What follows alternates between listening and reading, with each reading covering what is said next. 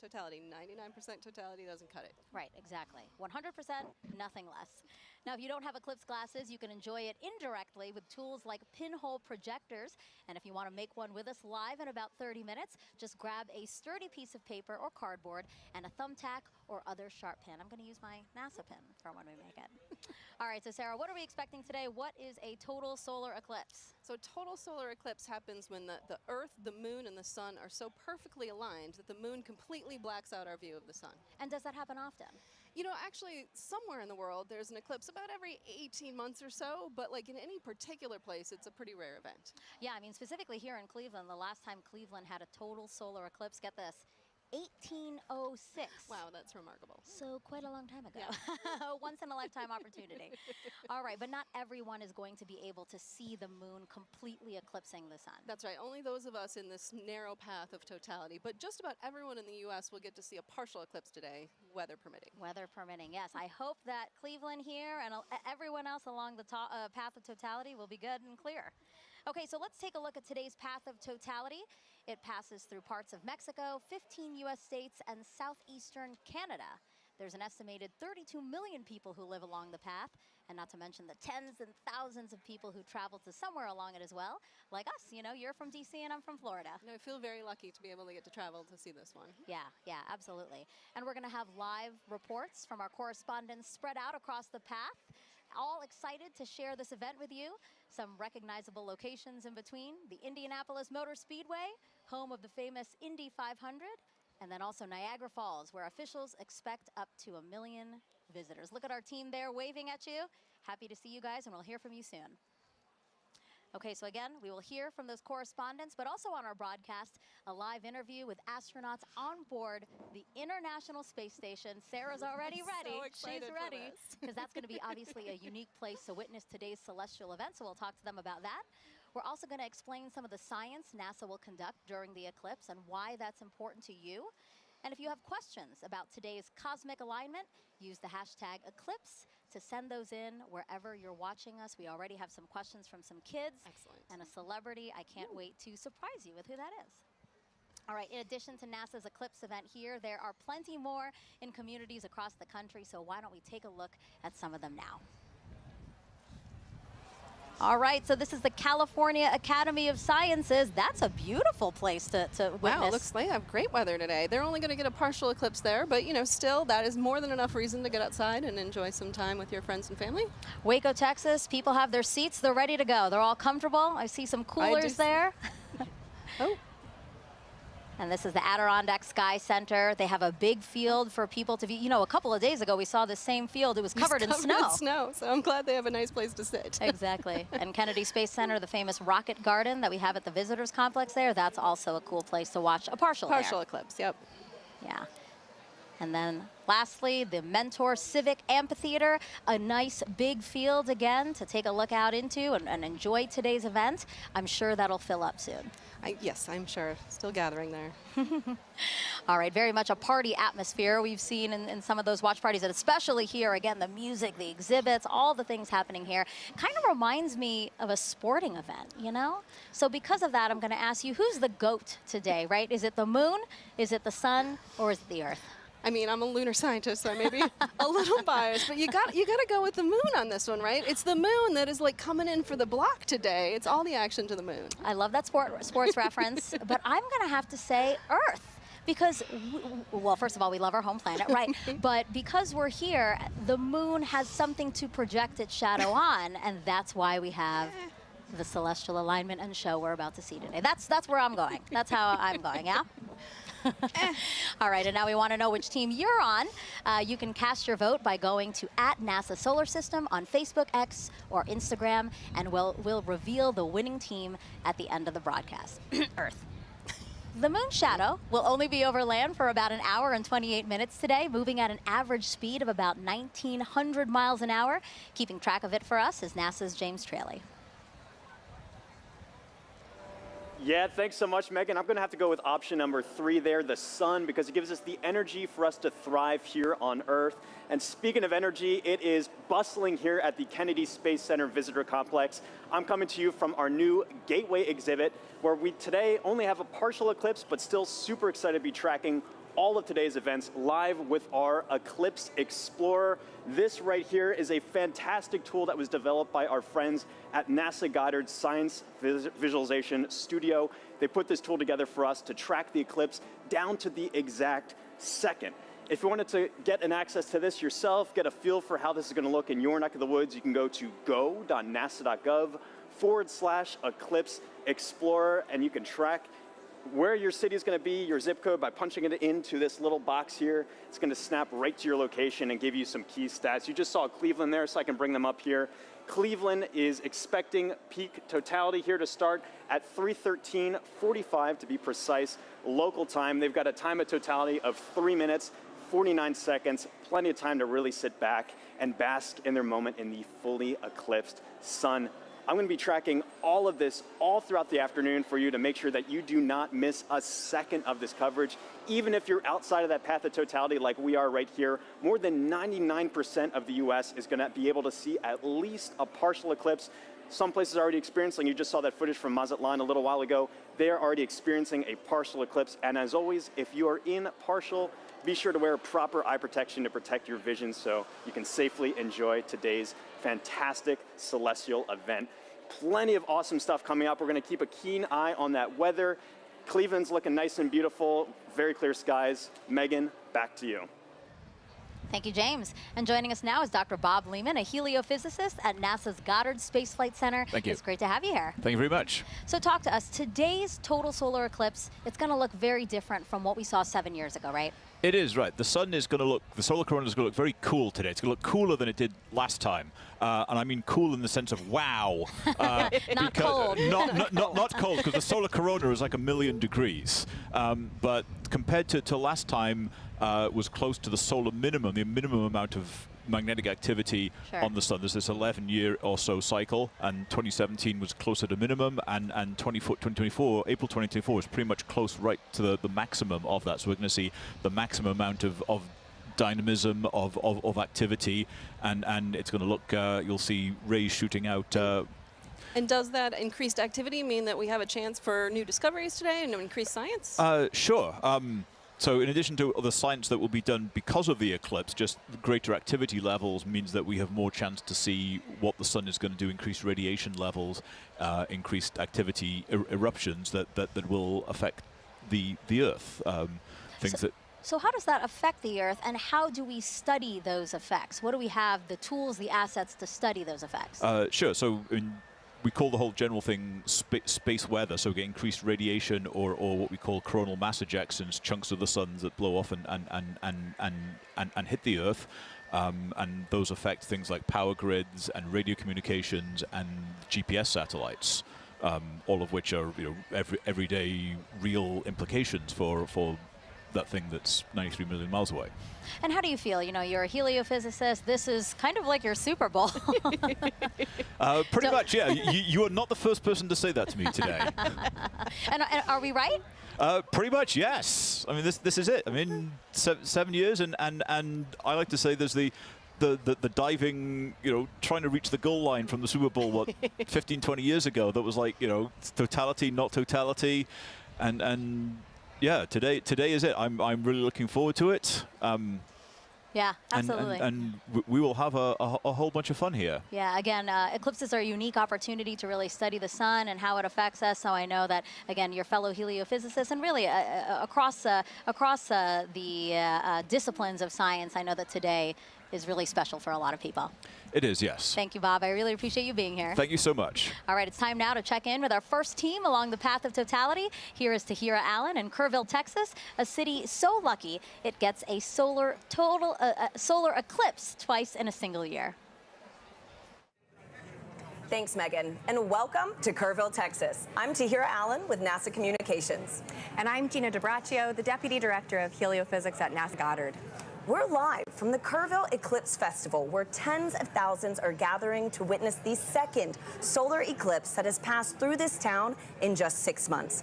Now, this is incredibly rare, and people have traveled from all over the world to share in this spectacular moment right here at the crossroads of the eclipse. Now, Gina, we were lucky enough to be here last year for the annular solar eclipse. How does it feel to be back?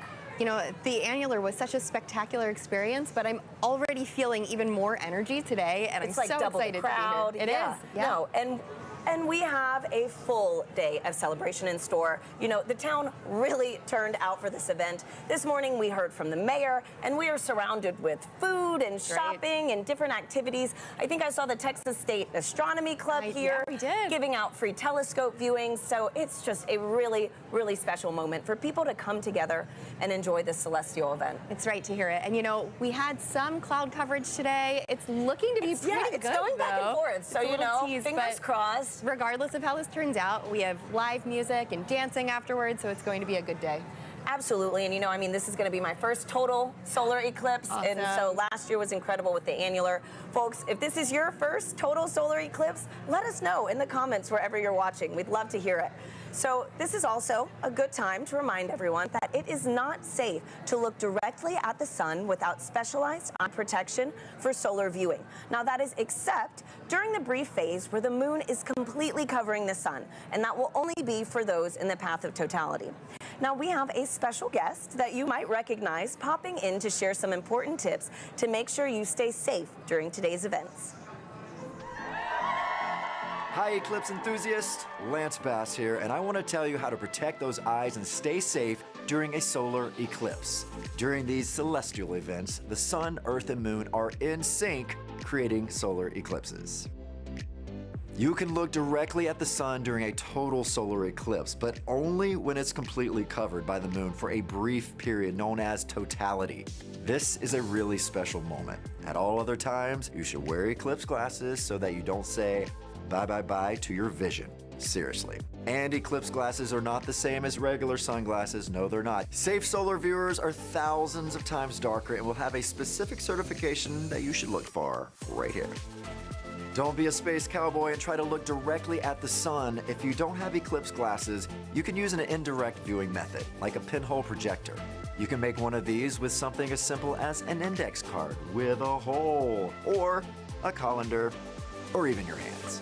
With the sun at your back, you can safely project an image of the sun through the hole onto a nearby surface like the ground. It's gonna be me who is wearing my eclipse glasses, and so are you.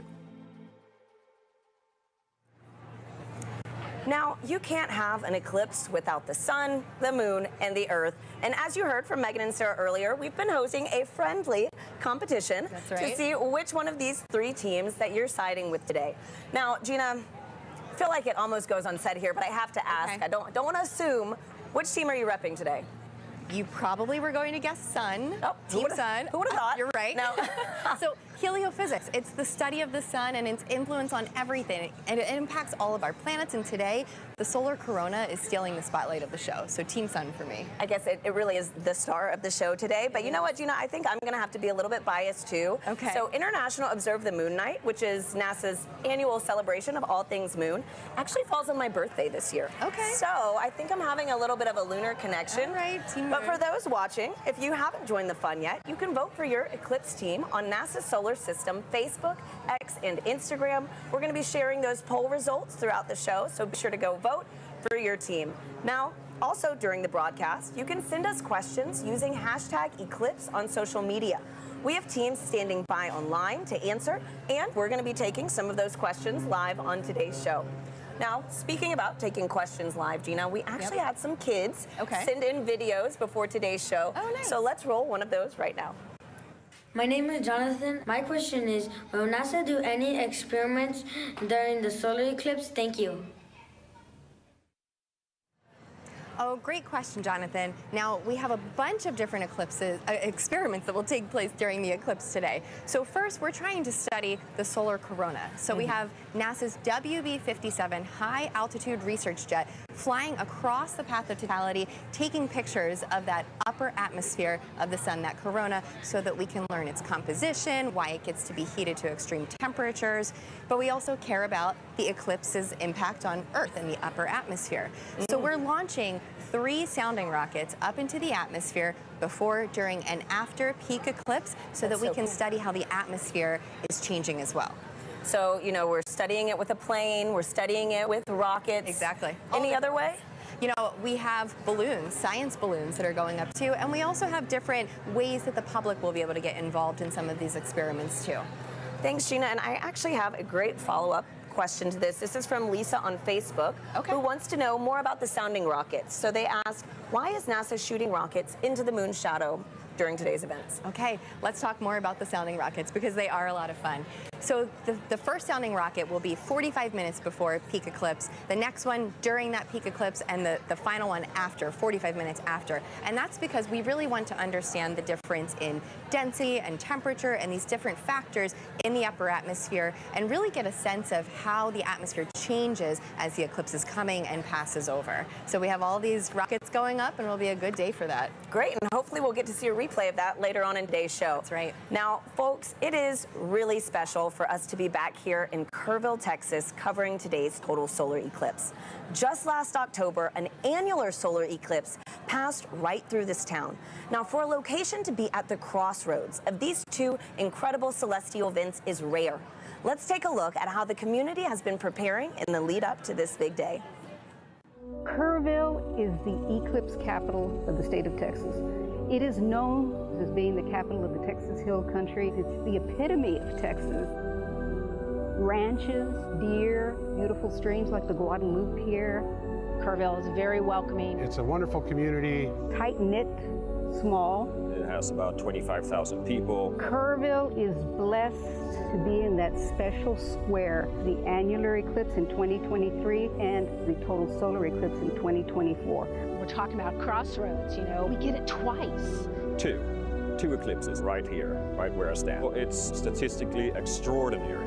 We get two in less than 6 months. Everybody's excited about it. City council, county commissioners, everybody's working diligently to be able to provide safe opportunity for the influx of people. This will be the biggest event in the history of the city, and that's why the city is preparing. We're preparing to make the event enjoyable for everybody who wants to see this tremendous natural phenomenon. I think that Kerrville has done an awesome job of preparing, way in advance. It's getting that message out to people to make sure that they're taken care of personally, but then there's the science part of it, letting them know what is an eclipse. And I'm just having a great time going out and talking to civic organizations and clubs and talk about eclipses. So this will be my 4th and 5th solar eclipses. I've seen total eclipse in Nebraska. I drove 1,200 miles for a little over 2 minutes, and it was well worth it. And just couldn't believe the experience of the eclipse. I mean, it literally gives me goosebumps every time I talk about it. It's a visceral, emotional experience that is just, you have to experience it to understand. I thought I knew what it would be like, but I gasped at the sheer wonder. It's going to be a, you're going to hear that intake of air and awe. It was the most beautiful natural thing I've ever seen. So to have an eclipse basically in my backyard is just, it's indescribable.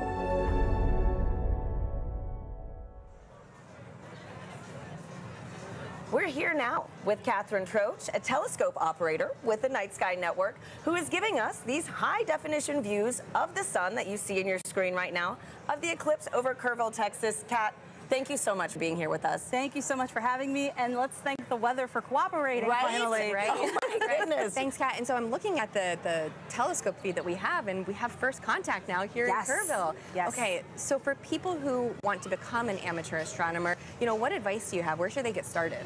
The easiest way to get started is to look up Night Sky Network. Night Sky Network has over 400 astronomy clubs in the United States. You would just use our search function to plug in your city and find the club that's closest to you. And if you don't have a club that's close to you, you can use our coordinator tips to start your own astronomy club. Wow, that is awesome. And you know what? For folks, if you want some more details on the Night Sky Network and other things on how to become an amateur astronomer, you can visit go.nasa.gov/Night Sky Network. Now, a fun fact about today's broadcast that I absolutely loved learning was that so many of our telescope views that you're going to be seeing today are from amateur astronomers. And so, Kat, again, on this topic of, sky gazing, I heard that those in the path of totality might be able to witness more than just a total solar eclipse today. Could you give us a sneak peek on what we could expect? Absolutely. So if we have clear skies in the path of totality, as it gets darker, you'll start to see 2 bright points of light that would be Jupiter and Venus. And then as we get to totality, at totality, you'll be able to see the fainter planets, Saturn, Mercury, and Mars. And if you're lucky, you'll be able to catch Comet 12P. Oh, what a crazy, like, cosmic alignment today, you know? So, man. Great. So for the amateur astronomers that actually want to view today's celestial event, what tips do you have for them? So, of course, you need to have solar protection, you need to have solar-safe glasses, and you need to have solar filters for your telescopes, your binoculars, your cameras. But you can also use indirect viewing, like a pinhole projector box, or you can use a disco ball. A disco ball? Yes. Wait, how does this work? Can you, like, walk us through this? So as the sun hits the mirrors, and it'll cast a little reflection onto the surface here, you'll see little crescent shapes as the eclipse progresses. That is incredible. We need to keep that disco ball. Oh, yeah. Right? No, seriously. So, Gina, didn't you say you could also use your hands That's at one right. point? You know, you can take your fingers and weave them together to let the light project through so that you can see the projection of the eclipse on the ground. Absolutely. There. That's fantastic. So a lot of different ways to be able to view today's event. There's no one wrong way to do it, unless you're just using, to do it. Just do it. Just make sure you do it safely. Yeah. And so, Kat, too, you know, earlier you gave me a little reveal of your shirt. It is too perfect for today's show. You know, could you give our viewers a little taste? Sure, no problem. So if you know, you know. If you know, you know. Totality going on at the moment. Love it. Thank you so much for being here, Kat. Thanks you again for having me. Absolutely. And so now coming up soon, we're going to get our first views of the total solar eclipse as it begins in Mexico, sweeping across North America. We have correspondents all along this path who are going to bring you live into the action as it happens. First up, let's check in with Joy Ung in Dallas, Texas. Thanks to Harry and Gina. So welcome to the Dallas Arboretum and Botanical Garden. I'm Joy Ung, and as you can see behind me, we have a lot of people eagerly waiting for the total solar eclipse. It's so amazing to hear so many people talk about the sun and the moon, and what makes this day even special is that the eclipse gives scientists a really unique chance to do science. So to tell me more, I'm here with NASA scientist Dr. Ashley Greeley. Thank you so much for joining us. Hi Joy, thanks for having me. So firstly, how are you feeling about today? I'm feeling really excited. The skies are starting to clear out and it looks like we might get a pretty good show. Fingers crossed. So earlier in the show, we learned that today's eclipse will look quite different from the 2017 eclipse. We're going to see more structures in the sun's outer atmosphere. So Ashley, can you tell me, why is that different? Why is the sun going to look different and why is it changing? Sure. The sun goes through phases, which we call a solar cycle, that last roughly 11 years. And those are periods where the sun is less active and periods where the sun is more active. We're entering a time of solar maximum, which is really exciting because that means that the sun is more active. Its magnetic fields are more dynamic. We may see features here, such as streamers, which looks like little spiky wisps in the sun's atmosphere, which we call the corona, and then little prominences, which look like little pink arcs on the surface of the sun. Yeah, we're really excited to see this, and we hope that we'll see some really interesting features. There may be a little bit of asymmetry as well in the magnetic fields, and I don't know, I guess we'll have to find out in about an hour. So the sun is changing. So do those changes affect life on Earth at all? Sure, yes. The sun does affect life here on Earth. We have a term that we call space weather, which applies to the field of study of everything from the sun to the Earth and in between, and how that affects life here. We are fortunate that on Earth we are protected from things coming from the sun by our magnetic fields, which shield us from those explosions that come from the surface of the sun that we talked about.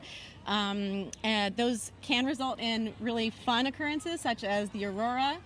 There can be some negative side effects, but those are mostly limited to things that are outside our magnetic fields. The storms from the sun can interfere with satellites, and it's something we really have to think about as scientists as we start to plan for putting humans on the surface of the moon or potentially sending them to Mars. Those energetic particles that result from the sun can impact humans, so that's just something that we have to learn about and take into account. So the sun is always there, of course, but why are eclipses a good time to study these effects called space weather? Yeah, eclipses are a really cool time for scientists to be able to study the sun. It's really hard to completely cover the disk of the sun in order to study the sun's atmosphere, especially that inner part of the atmosphere. We're really fortunate that here on Earth, our moon is just the right size and just the right distance from Earth that it can completely block out the sun's disk during total solar eclipses. So we're really able to observe that inner atmosphere in a way that we can't normally. So this event is really exciting for both scientists and the public alike, and that's just such a cool experience to share together. Thank you so much, Ashley. So if you're lucky enough to be in the path of totality, keep an eye out for that sun's outer atmosphere, the corona, and you'll know that you see these spiky features, and it's because the sun is heading towards its most active phase. So for now, let's head to our friends in Russellville, Arkansas. Jasmine, how are things looking on your side? Joy, things are looking absolutely fabulous in a very sunny downtown Russellville, Arkansas. As she said, I'm NASA's Jasmine Hopkins, and I am coming to you live from the Depot District, where the city is throwing a massive block party, all in celebration of the total solar eclipse. Now, people in Arkansas have great reason to celebrate because this is only the second total solar eclipse visible from the state since it was first established in 1836, and the next one visible from here won't happen for another 2 decades. So people around me are gearing up for what feels like a once-in-a-lifetime opportunity. Now, it's not just the residents of Russellville that are excited. On average, the city has about 29,000 residents, but for the past 8 months, they've been preparing to receive upwards of 100,000 tourists right here in the city. Now, of course, NASA has been a big part of that preparation, so to show you what we've been doing to help, I have a video here to show you. So we have been talking to the next generation of space explorers right here in Arkansas. We started off at Arkansas Technical University, and then we moved on to Russellville City Schools, where we spoke to hundreds of students all the way from 8th grade to 12th grade about this total solar eclipse. We had NASA's Marshall Space Flight Center, the Arkansas Air National Guard, the U.S. Space and Rocket Center, and even the Paris Observatory joining us all the way from France. Now, during that moment of totality, Arkansas will experience from 94 to 100% obscurity from the sun, and we'll have 4 minutes and 12 seconds to really soak in that fantastic cosmic event. Now, until that moment, of course, we are telling the residents to stay safe, keep those solar eclipse glasses on. But now let's go from Arkansas to Illinois with Blair Allen. How are things looking for you? Jasmine, we're super excited here because crowds are filing into the stadium, but the main story here is the weather. Everything looks absolutely good and clear for totality today. We're very excited. We're just hoping, just like 2017, a little cloud doesn't come in and obscure things. But I tell you what, there's been a total solar eclipse here in 2017. Observation did not stop at SIU. Joining us now are 2 SIU students who actually did some observing. This is Callie and Paige. Now, Callie, I know that you guys went to Australia in 2023 and you observed the totality using an interesting technique. Can you tell us about that? Yeah, so when we were in Australia, we used a sun funnel to view it, and what it does is it projects basically what the telescope is seeing onto a film. And so a sun funnel is just basically a funnel with 2 hose clamps and rear projection film, and it just projects the sun, and we actually captured a picture of totality as that eclipse was happening. And it's pretty cool because it allows other people, instead of having to go through the eyepiece, you get to see it. Pretty impressive. Now, Paige, you guys are going to do some observation today. What are you set up for here in Carbondale today? Yes, so we have 2 telescopes set up with the sun funnels for viewing for a select view of the public, and right now we're pointed at the sun and we're excited to see totality. Now, what are your odds on good weather? It's looking pretty good. I'm excited. Isn't that great? I'm so excited. I tell you what, one final question, because I know you're experts with solar safety, but Team Earth, Sun, or Moon? We're both Team Moon. Team Moon, Team Sun. I tell you, that's the best you're going to get, but we're all pro-eclipse. Back to you, Tahira. Let's go Team Moon. So, as you can see, folks, we've got a lot of exciting things in store all across this country, and that was only half of it. You're going to meet three more of our locations later on in the show. Now, Gina, we've got a ton of questions coming in online right now from our viewers. Yep. How do you feel about some Q&A? Let's answer some. Okay, perfect. Let's do it. So our first question is from Fair Cerritos on Instagram, who wants to know, how can I help NASA? You can help NASA by participating in the eclipse. If you can see it today, go outside, enjoy the moment, or download the Globe Observer app. You can do that right now before the eclipse crosses your path. You need a thermometer, and you just record the local temperatures and the cloud coverage. Fantastic. Globe Observer app. So thank you so much, Gina, and thank you to everybody sending in those questions. We'll take some more later on throughout the show. For now, let's check back in with Megan and Sarah in Cleveland, who are standing by with an out-of-this-world surprise. Yes, quite literally that, Tahira, because we have a special treat for our viewers right now, joining us live in space, 250 miles above the Earth in the International Space Station. Everyone, please help us welcome NASA astronauts Jeanette Epps and Mike Barrett. Sarah, you've been waiting. I'm so excited. For this. Oh, there they are. Hello, everyone. Oh, Jeanette, Mike, thank you for joining us. It's a pleasure to join you guys, and I hope everybody appreciates NASA scheduling this eclipse to bring the world together. Yes, thank you so much to NASA, and thank you so much for joining us. Now you guys will have 3 opportunities to view the moon's shadow over North America, and that last pass will give you guys the best views. And we hope to also share those live views with everyone here on this broadcast around 3:30 p.m. Eastern Time. Now, Jeanette, I have 2 questions for you. Are you looking forward to being one of the few people seeing today's total solar eclipse from space?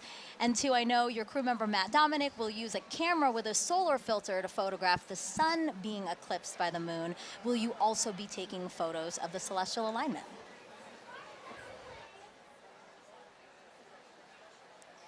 I'm definitely taking pictures of the solar alignment. And I think we're very fortunate to be here at this special vantage point to see such a special event at this time. So I'm definitely excited. What about you, Mike? What's going through your mind as you're preparing to see such an awe-inspiring event?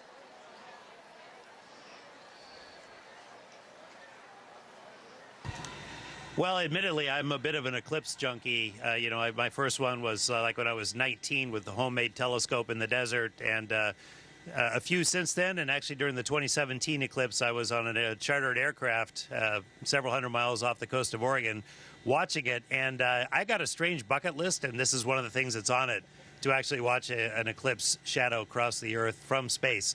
So I'm ecstatic to see this box gets checked and just to see this amazing thing from up here. Yeah, the fact that that was actually a box on your list is pretty amazing. And then now it's getting checked. So, you know, for those wondering, this is what the moon's shadow will look like to Jeanette and Mike. We're going to show you video taken from the space station of the total solar eclipse in 2017. And you can clearly see the shadow moving across the top of your screen there from left to right. We actually sped up the video so you can see more of that transit. This would look a lot slower to them, but really cool. Jeanette, eclipses give us a unique opportunity to study the sun and how it affects the Earth. Can you tell us about the atmospheric waves experiment attached to the outside of the space station right now?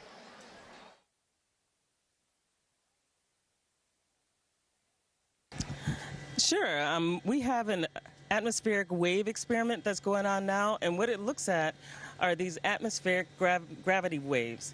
And these waves transport energy and momentum up through the climate system.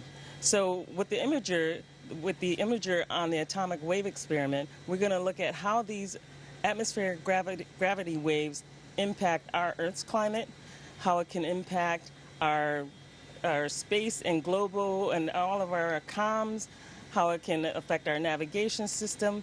And so over the next 2 years, researchers will use an infrared imager to look at the global distribution of these waves as well as their characteristics.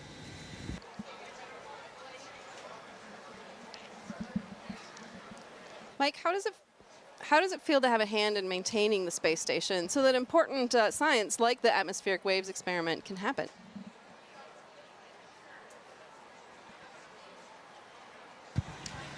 Well, of course, the main reason we're up here is actually to conduct that science. We maintain the station to keep this platform what it should be, what it was built to be, which is a vibrant laboratory, which covers so many different disciplines on the inside and the outside, like the gravity waves experiment.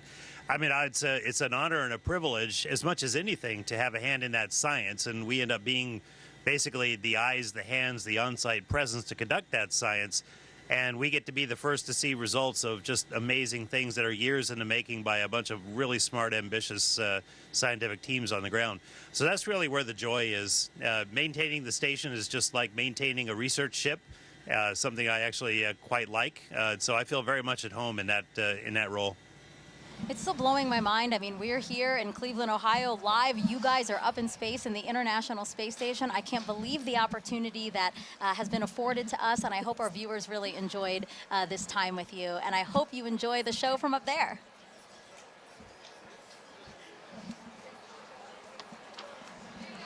All right. We have, but we do want to close by saying, first of all, we really enjoy being here, but everybody stay safe. And use the simple means to protect your eyes as you look at the eclipse, as Jeanette and I are modeling here, which makes us blind as a bat on the inside, but solar protected on the outside. So we encourage everyone to do the same. Really great advice from both of them. Thank you so much. Sarah and I have our glasses, and we're ready to go. Also blind if we don't do this. All right, again, Jeanette, Mike, thank you so much. And we actually have some time to take questions from the audience. We have #Eclipse. That's how you can send questions to us. So let us take a video from another curious kid we have watching. Hi, my name is Adrian.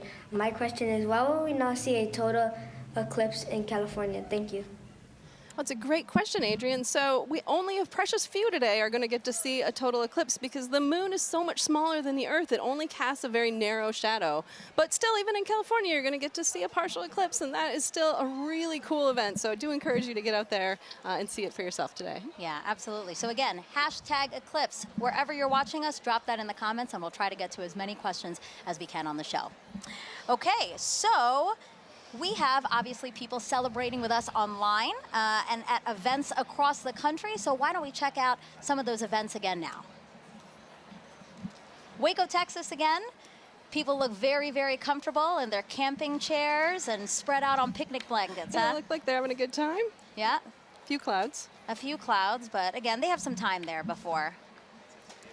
Kennedy Space Center, they will see a partial eclipse. We have some people walking around the Rocket Garden. Oh, it looks like they have beautiful weather there. California Academy of Sciences, yes, they do. They have clear skies. We're very, very jealous over here. And then the Mentor Civic Amphitheater that's starting to fill up. Exactly. There were fewer people when we checked in ago, but now lots of people there and lots of people at the Adirondack Sky Center. I wish I could wave and say hello. They look like they're getting ready for some stuff, though. Yeah, absolutely. Again, the snow cleared out because there was snow over the weekend, but now it looks like a beautiful, probably still crisp day there for them. Okay, and now we're back here with astronaut Steve Bone, who's looking around, taking in the sights, Steve, I see. It's just an amazing amount of people. It's really cool to see. Yeah, absolutely. You feel the energy. And it's really cool that you're here. So Steve is here because, you know, obviously, as we've been saying throughout the show, you really should have these glasses to safely view the eclipse. But if you don't have glasses, that's why Steve is here. So Steve, I see that you brought some supplies for us. I did. I have a little bit for everybody, and we'll see how we can do here today. All right. So this is like a pinhole viewer, and so it's basically a pinhole camera. I don't know if you ever had to do that when you were a kid. Is make a little camera by basically poking a hole in a piece of paper. Okay.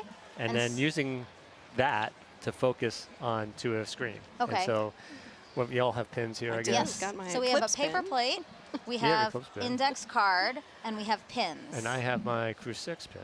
Nice, nice. All right, so what do we do, Steve? Basically, all you have to do is poke a hole in the cardboard. Okay. And the sides of the hole will determine the focal length, the focal distance of your viewer. Okay. And it has to be big enough that the light will come through. And it's sometimes hard to do if we don't have like direct sunlight. So you want to make sure you have a big enough hole. I think that'd probably be enough. Yeah. And then what you'll end up doing, if we had the sun, you could basically over your shoulder, don't look at the sun. Mm-hmm. Sun behind us. Sun behind us. Yes. And so you hold this up, and you'll see, you can actually get, there it is. I can see. We do see it with the lights, the studio lights. You only need a little bit, and then depending on how far in and out you move it, and the sides of the hole, that gives you your focal length. Got it. Just like a lens. And basically, like we're saying with the studio lights, if something were to pass over the studio lights, that same shadow essentially would be projected through Absolutely. the index card right now. That's how you safely watch it. That is a good, safe way to watch it. There's a lot of other ways to see it as well.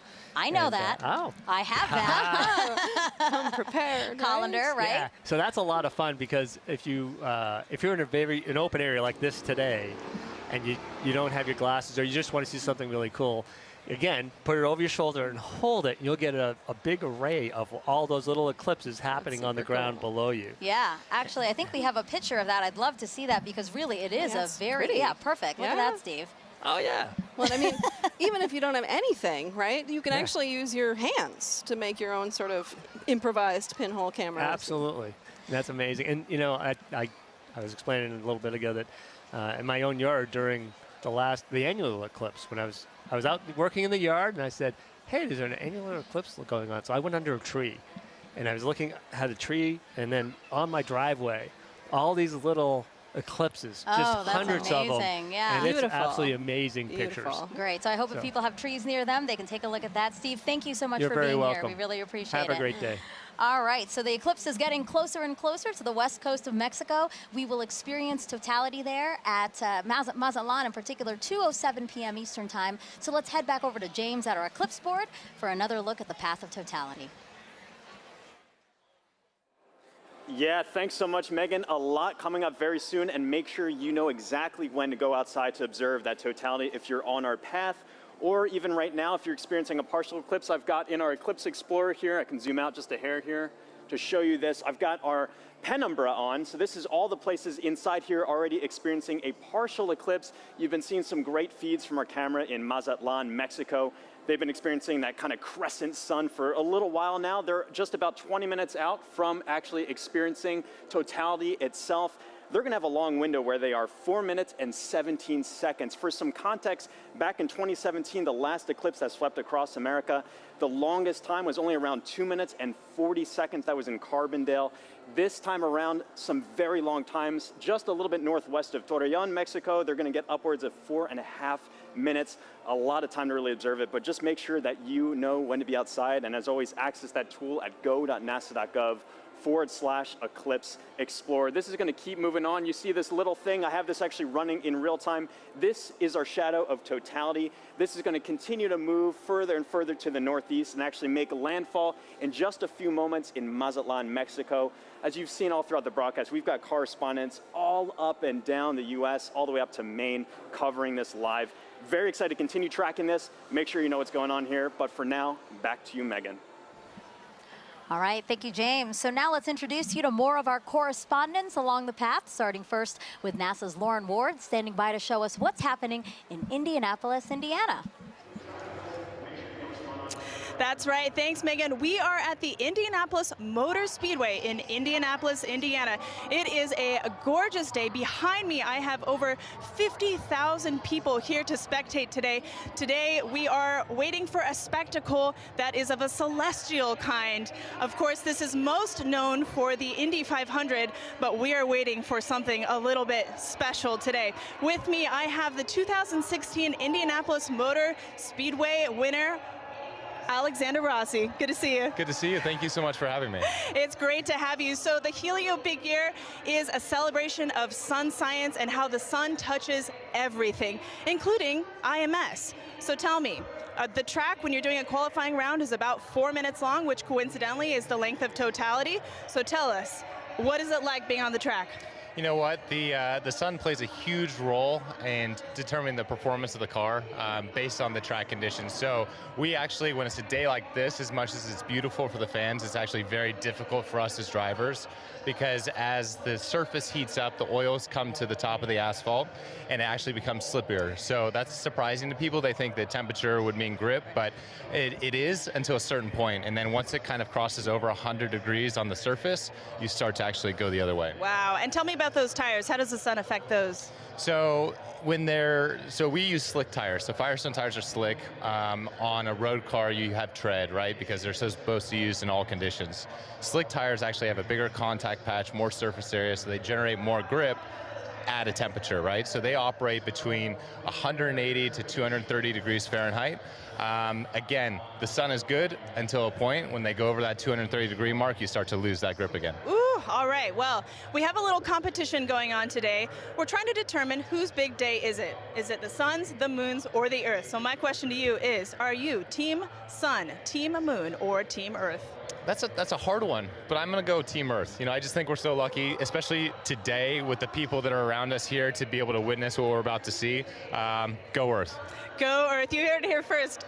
All right, guys, thanks. We'll be back here. Daryl in Niagara, over to you. All right, thank you very much, Lauren. Just 500 miles northeast of you, we are here at Niagara Falls, right next to the Niagara River. This is a special location for a lot of people because it is a once-in-a-lifetime opportunity to see a natural wonder set against a celestial one, the solar eclipse. And so let's talk first of all about the natural wonder, and it all starts right here. Look at this massive river and the amount of water that's moving through here. 500,000 gallons of water, 500,000 bathtubs actually going over the falls at every 60 seconds. It's tremendous, the flow here. It interacts with the air, it hits the rocks, and it also, you know, it flows up a mist column that is omnipresent. This is always here. So one of the things that eclipse watchers want to see is, how does it interact with the light? Will we have a pink rainbow because only prominences from the sun will be seen and they're pink? We'll have to see about that. One thing we do need is a little bit better cloud clearing around here because we do have some cloud cover. But that's okay. People who have gathered here are excited and they're hopeful that it will clear. Who's here? Well, I want to show you our camera from about 500 feet away. Look at all my friendly eclipse watchers. Are you guys ready for an eclipse? Yeah! Whoa, I love the energy. We could use this energy to blow the clouds out of here. As our camera backs out, you're looking at Terrapin Point, and this is the lawn here. It's roughly the size of a football field, and everybody who's here, a lot of people came in at 6 a.m. this morning. They currently cut off the park from anybody from coming further into Goat Island here. So this is the max capacity that we're at right now. It's that popular. Over to the other side, our friends from Canada. Look across the river gorge, about 1,000 feet away. Niagara Parkway is lined with people. So it's a beautiful shot over there, and we really appreciate our Canadian friends who have joined us. Now, this isn't just about the solar eclipse. We've been here for the past week, and we were at locations all across Niagara Falls, 12 to be exact. Take a look at this video. Crowds of people packed the Niagara State Park Welcome Center, where Commander Munikin Campos, the mannequin who flew around the moon during the Artemis 1 test flight in 2022, was on display. Our partners at the Canadian Space Agency sent kids virtually to space all week long. And NASA experts from the Kennedy Space Center gave presentations and talks at places like the Niagara Aerospace Museum and libraries across the area. The outreach was a huge success, with thousands of people participating in the events and passing through our exhibits. And we just want to thank everyone who came out to see us at all our locations, and we hope you left a little inspired about space exploration and a little wiser about all NASA's missions. Okay, coming up, we've got a very special guest for you who's going to share the eclipse with us. CSA astronaut Jeremy Hansen. He's going around the star today, the moon. Not the star, the sun, the moon. The star of the show, I should say. He's going to be here. He's interacting with the public. We're going to get his thoughts on totality along with everybody else who is here. And we're pumped and excited. Right, everybody? We ready for an eclipse? Can you hear the excitement? All right, now I'm going to send it 800 miles to the northeast to my colleague Angelique Herring, who is in Holton, Maine, where I hear you have some pretty good weather. Hello, Daryl, and welcome everybody to Maine. That's right, we do have some great weather. We are here in Maine, and actually we're about 3 miles away from the Canadian border, and also about the last stop on I-95 North. So we're the northmost spot for today's eclipse broadcast, at least in the United States. And so hello from way up north. Now, just like Daryl said, we do have some excellent weather here in Maine today. We've been here for a couple of days, and it's actually been pretty wintry right up until about yesterday. We had snow, it was pretty cold, but you know what? Today, the sun is out, the skies are blue, and it's looking like perfect conditions for an eclipse, or as the Mainers would say, wicked good weather. Now, we're actually standing here in Market Square in Maine, and we are outside of the Temple Theater, where it has actually been in operation since 1919. Over the last 150 years of its operation, it's seen everything from silent films to burlesque shows, and today, it's got a more celestial show with the eclipse. Now, the last eclipse to come through Maine was actually in 1963, and that eclipse is only visible for about a minute. In contrast, today's eclipse will be visible for at least just about 3 minutes or so, so everyone here is going to have a lot of time to take in the celestial show, really soak in the event. And the next eclipse won't be coming through Maine until 2079. So it makes a lot of sense that we've got a lot of people here really excited to see this once-in-a-generation opportunity and event. We're all excited. I know everybody here is excited, so we'll be here waiting for the moment that we've all been waiting for, the eclipse. With that, back over to you, Megan. Hey, thank you, everyone. It was really cool to see everyone along the path of totality. You can tell we're covering a large swath of land because everybody's in different kind of attire. You know, you have short sleeve shirts somewhere, and then you have like Daryl, who it looks very, very cold, and he does have some cloud cover, so I hope that it does kind of clear out for him. I feel like we've covered all of those levels of weather over the last day and a half. That's true, here in Cleveland. So, but it's looking nice now, so that's great. And actually, if you were watching our screen here, we just had a view of the eclipse in Mazatlan, Mexico. In about 10 minutes, that's when we'll start seeing totality in that area. And in that time, the U.S.'s top doctor is encouraging everyone to try and watch the celestial event for our physical and mental well-being. Hi, everyone. I'm U.S. Surgeon General Dr. Vivek Murthy. I'm thrilled to be joining you today as you gather to experience a truly awe-inspiring event, the last chance that we'll have to see a total solar eclipse in the contiguous United States for the next 20 years. The sun is a universal source of light and life. It contributes to our physical, mental, and emotional well-being, and it unites all of us. Today, no matter where you're watching from, whether it's along the path of totality or a partial solar eclipse, you are sharing the experience with millions across the nation. And moments of connectedness like this truly matter. Last year, I issued a Surgeon General's advisory warning about the public health crisis posed by loneliness and isolation. I shared that our connection with one another is a powerful force that can help protect against the damaging physical and mental health impacts of loneliness.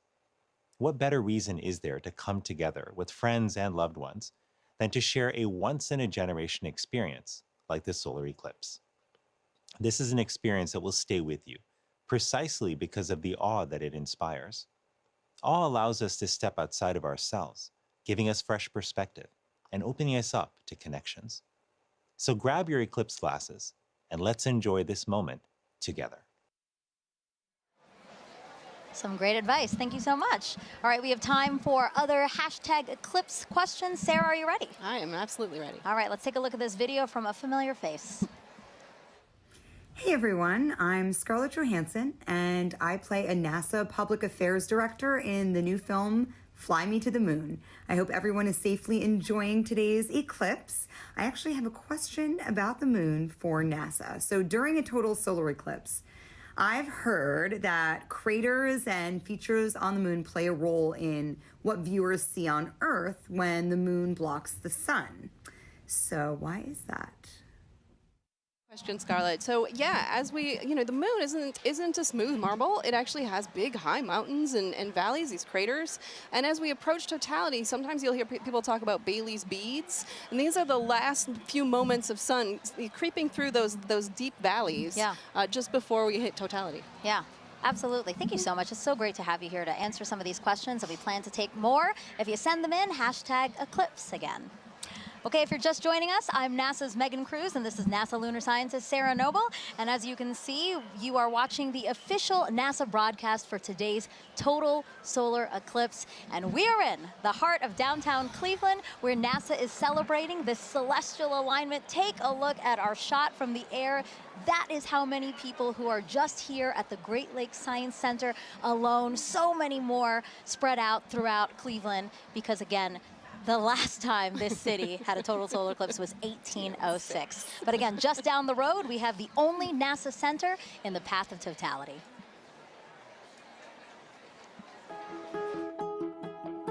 When it comes to NASA, I think a lot of people initially think of rocket launches in Cape Canaveral or astronauts floating above the Earth in the International Space Station. But there's a lot of research and engineering and testing that needs to happen before anything can fly. And we have those capabilities: supersonic wind tunnels, microgravity drop towers, vacuum chambers, and a research aircraft hangar. And that's why people from all over the world come to NASA's Glenn Research Center right here in Cleveland, Ohio. What we work on, power, propulsion, communications, you need it for anything that flies. We like to say the road to the moon goes through Ohio, and that's because our test facilities are crucial to advancing the Artemis program. Part of our vision for going back to the moon and establishing a sustainable presence is having a lunar gateway. A lunar space station can fly successfully around the moon and sustain astronauts there. And we are leading the program that's developing the power and propulsion element. NASA's Neil Armstrong Test Facility in Sandusky, Ohio. It's the only place in the world where you can test a full-size spacecraft for all the extreme conditions of launch and spaceflight. Right now we have the Orion spacecraft. This is a spacecraft that actually went around the moon, but we're using it as a test article now to make sure that in the launch environment, that spacecraft is safe. When it comes to aviation, every U.S. plane has NASA Glenn technology on board, which makes your flight cleaner, safer, and quieter. And looking at solutions like electric and hybrid electric propulsion systems that will reduce or give us different ways of converting energy that are cleaner. Our center partners with a lot of community organizations to share NASA's discoveries or just get kids excited about science, engineering, technology, and math. I really enjoyed the VR experience. It was really cool to be able to sit like I was an actual pilot flying. I feel like I could potentially look into considering aerospace. We've also made it our mission to prepare Cleveland for the April 8th total solar eclipse. We demonstrated different types of hands-on activities for educators to share with their students, as well as the science behind a total solar eclipse. My favorite thing about Glenn is our people. Not only are they crazy smart, but they are genuinely good people. And we are literally part of almost everything NASA does. And so what's really great about being here is you're in the heart of it all. And joining us live is now NASA Administrator Bill Nelson. So great to have you here for this celestial event. Thumbs up. Thumbs up from the Administrator. Now, Administrator, why are solar eclipses so unique, such a unique opportunity to study our sun? Because you have the alignment of three celestial bodies, and unique things happen when that occurs. And it has a profound effect here on Earth. Just think about it. The middle of the day, all of a sudden, it gets totally dark. And us Earthlings are not accustomed to that, and nor are the other little Earthlings. Right. All the animals. But it's also an opportunity for us to study much more one of those celestial bodies, and that's our star, our sun, and our star in our solar system. And we can find out more about that gaseous explosion that's coming out from the core of the sun when we can see it better. And we can see it better because we're not looking at the bright ball. You're suddenly looking at that corona, that mass of gases that are coming out from the edge of the sun. Right. And you don't have to be a scientist, right, to study this event, right? How do we get help from people across the country to help us study these things? Well, by asking them. Make a note of anything that you observe and then share that with us. All right, Administrator, you know, we have to take precautions when viewing a solar eclipse. Remind everyone what we should be doing today. Okay, you've got some glasses. That's right. That's right. The glasses are all ready. Absolutely essential. You want to put these on as it is starting to have that moon move in front of the sun, and we don't want you to damage your eyes. Right. Yep. And it's incredible. You put these glasses on in the normal sun of the day, you can't see a thing. Can't see a thing. But when you Yes. look at the sun, you will be protected. Administrator, thank you so much. We really appreciate your time here. And now we're going to head it back over to James at the eclipse board. Whew, yeah, the countdown is on. Just a few moments left until the eclipse makes landfall in Mazatlan, Mexico. Right here, you can see where that eclipse totality shadow is right here. It's going to continue moving very rapidly onwards to Torreon, where we also have a live feed covering all of this event. Super excited for that big moment. And let me actually just go to our moon board here, and we can play through this at 60 times speed. I'll zoom in a little bit here. And Scarlett Johansson had a question a bit earlier about the kind of rippling effect that we see of the eclipse shadow. When you first see this right here, at first glance, you might think it's low resolution or we're lacking some kind of information here. The inverse is actually true. This is actually incredibly high resolution, this shadow projection that we have, because of data that we've been gathering at our moon for more than 10 years, thanks to an orbiter called the Lunar Reconnaissance Orbiter. It's been mapping our nearest neighbor in incredible resolution, just really getting every single bit of valley or crater or mountain. All of those little imperfections on the moon are contributing to that shadow that we see rippling across the country. You're not going to be able to see that from the ground, but looking from space, you see that really cool effect of kind of the rippling there here. So let's just preview some things to come here. Mazatlan, they have that last little crescent sliver of sun. For now, if you're in that area, make sure you keep your glasses on until that sun is completely blocked out by the moon. That's going to be in just a few moments. You're going to have a long duration there, 4 minutes and 17 seconds. That sounds like a lot of time, but it's going to move like that. So make sure you are ready on the pulse. Again, for all of our locations up on this path of totality here too, make sure you set a timer on your watch or a phone or something to remind yourself to look outside and experience this. You don't want to miss this. If you do miss it, you got a long time to wait for the next big one across America. That's going to be in 2045. So make sure you're watching and watching safely here. You just saw some footage from Kerrville and Cleveland as well.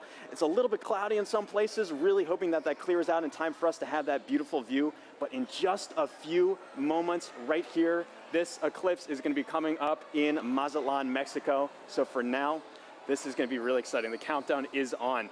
So for Mazatlan, this is the last little bit here. Again, I'm always keeping an eye on that weather. And also one little note about our tool here too. If you wanted to see, this little icon kind of previews what the expected eclipse is going to look like at that given time. All these little googly eye features are clickable, hyperlinkable. You can kind of click on that.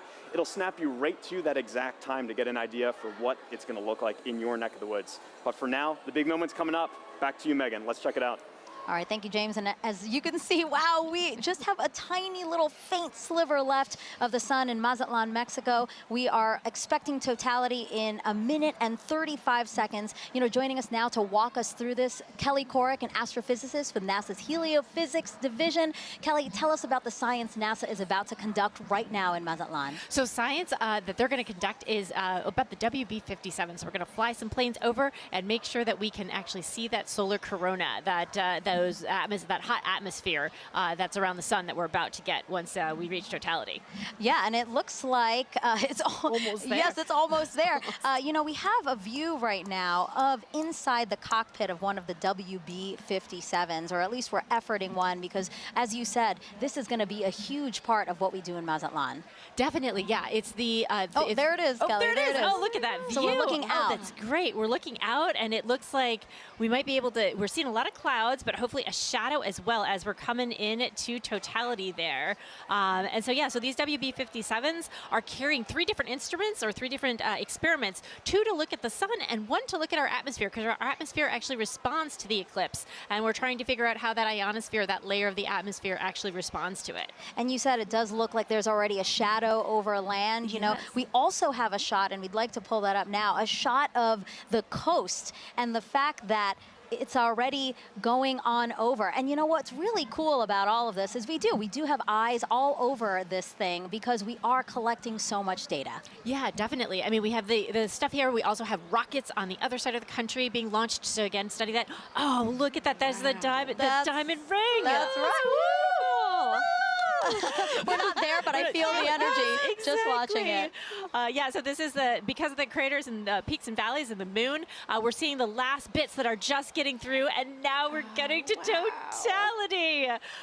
This is great. So you're starting to see those pink fingers out there kind of sticking out. Wow. So again, totality here in Mazatlan, Mexico, the first community in North America to experience the moon completely eclipsing the sun. And if you are in Mazatlan right now, it is now safe to remove your eclipse glasses for the next 4 minutes.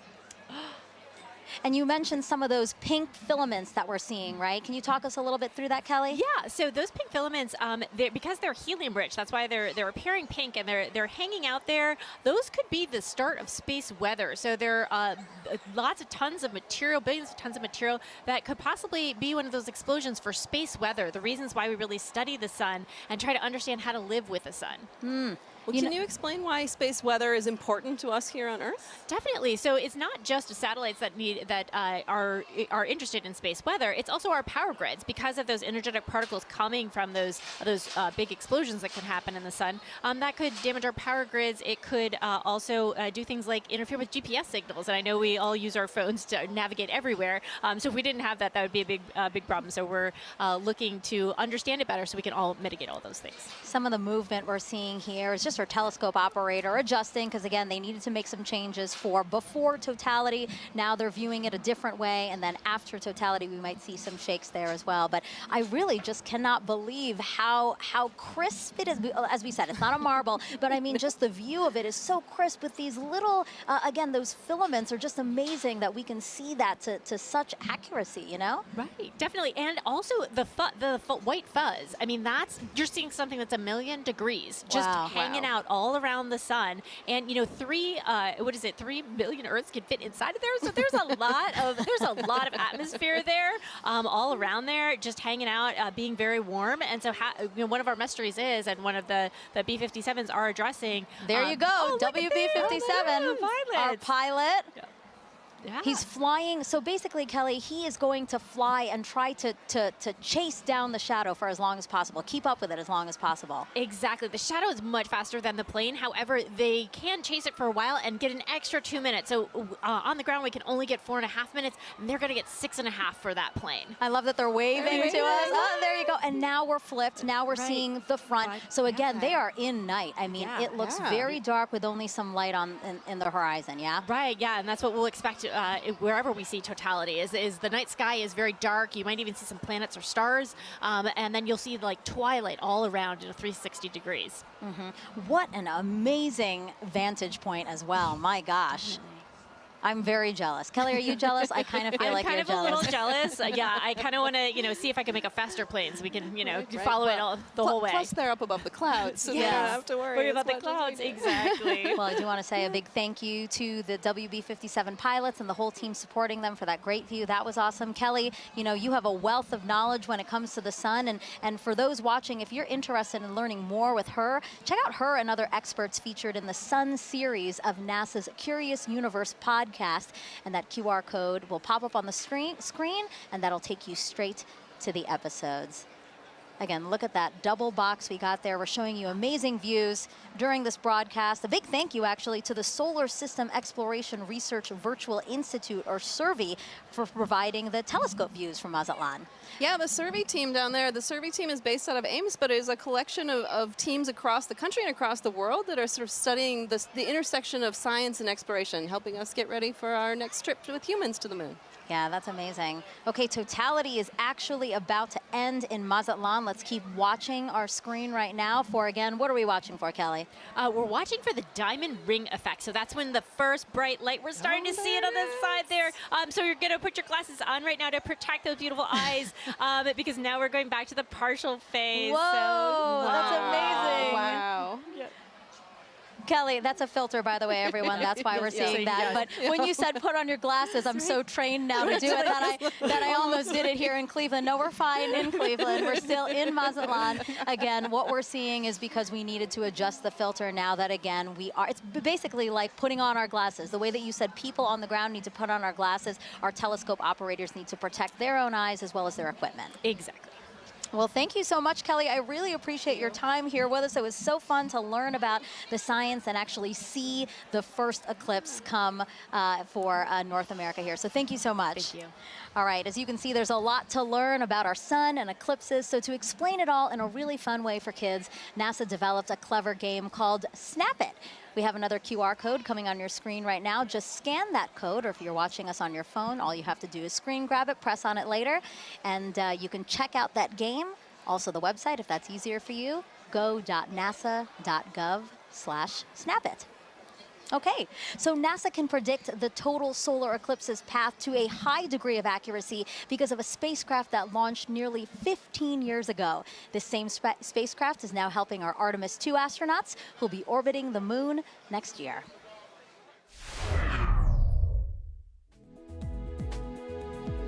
NASA's next step in establishing a long-term presence on the moon is sending 4 astronauts to fly around it with the Artemis 2 mission. Part of the crew's training has been to study images from NASA's Lunar Reconnaissance Orbiter, or LRO. The spacecraft launched in 2009 and continues to use 7 instruments, including a high-resolution camera, to help us learn more about the moon's surface. Because of LRO, we now know more about the moon's topography than any other planetary body in the solar system, including Earth. The Artemis 2 crew used LRO data and photographs to learn how to identify lunar landmarks they'll see from orbit and to seek out sites of scientific interest, like possible landing spots for future explorers. While helpful for planning Artemis missions, people back here on Earth also use LRO to predict the shape of the moon's shadow, or umbra, during total solar eclipses. The moon's shadow will change throughout the eclipse, depending on the lunar terrain and the elevations of observers on Earth. People may even see what looks like an arc of solar diamonds around the moon as sunlight peeks through lunar features like craters. That's a look at your Artemis Moon Minute. All right, joining us on the host desk now is a familiar face here. Oh, actually, we have, sorry, Snoopy. Oh, I just revealed that it's Snoopy. Well, I just want to wave real quick to the crowd here at the Great Lakes Science Center, just outside of our host desk, waving at us, waving at the I'm waving back at them like they can see me. But I did just spoil the surprise. We do have Snoopy here, our Chief Safety Officer here at NASA, and he's here to tell us how to safely watch the eclipse. So, Snoopy, if we were to watch the eclipse today before totality, what should we do? That's right, you should have your glasses on, that's right. Well, and what about during totality, Snoopy? Can we take them off then? Yeah, let me help you out here. Oh, Snoopy, there I can see your shining bright eyes. I love Snoopy, he's so funny. Now, Snoopy, I have to ask you a question, okay? So today we've been polling everybody, asking for the total solar eclipse today, who is the big star of the show, right? Is it the Earth? Is it the Earth? Is it the moon? Is it the sun? Okay, but you have to pick one. You have to pick one. You have to pick one. You don't want to pick one? All of them. All of them are great? That's right. Snoopy, thank you so much. I know you're super excited to see the total solar eclipse today. We're glad to have you here. Bye. All right, now let's head back over to Tahira in Kerrville, Texas. All right, thanks, Megan. I mean, what an incredible view from Mazatlan, Mexico. That was amazing. And folks, as you can see in your screen right now, we are less than 1 minute away from the eclipse crossing over Torreon, Mexico. Gina, how fast is this moon shadow moving right now? I mean, it's flying. It's going about 1,900 miles per hour as we're chasing it across the U.S. That is incredible. And so, you know, in Mazatlan, we were able to see the diamond ring effect. That's right. It was beautiful. Beads. So hopefully we'll be able to see that in Torreon right now. Yeah, we're watching that live feed. Yes, just to see this sliver crossing over the moon. That's right. We're getting so close there. Hopefully we'll see that diamond ring too. Wow. Look at this. And so we're about 10 seconds away. Here we go. Let's take it in.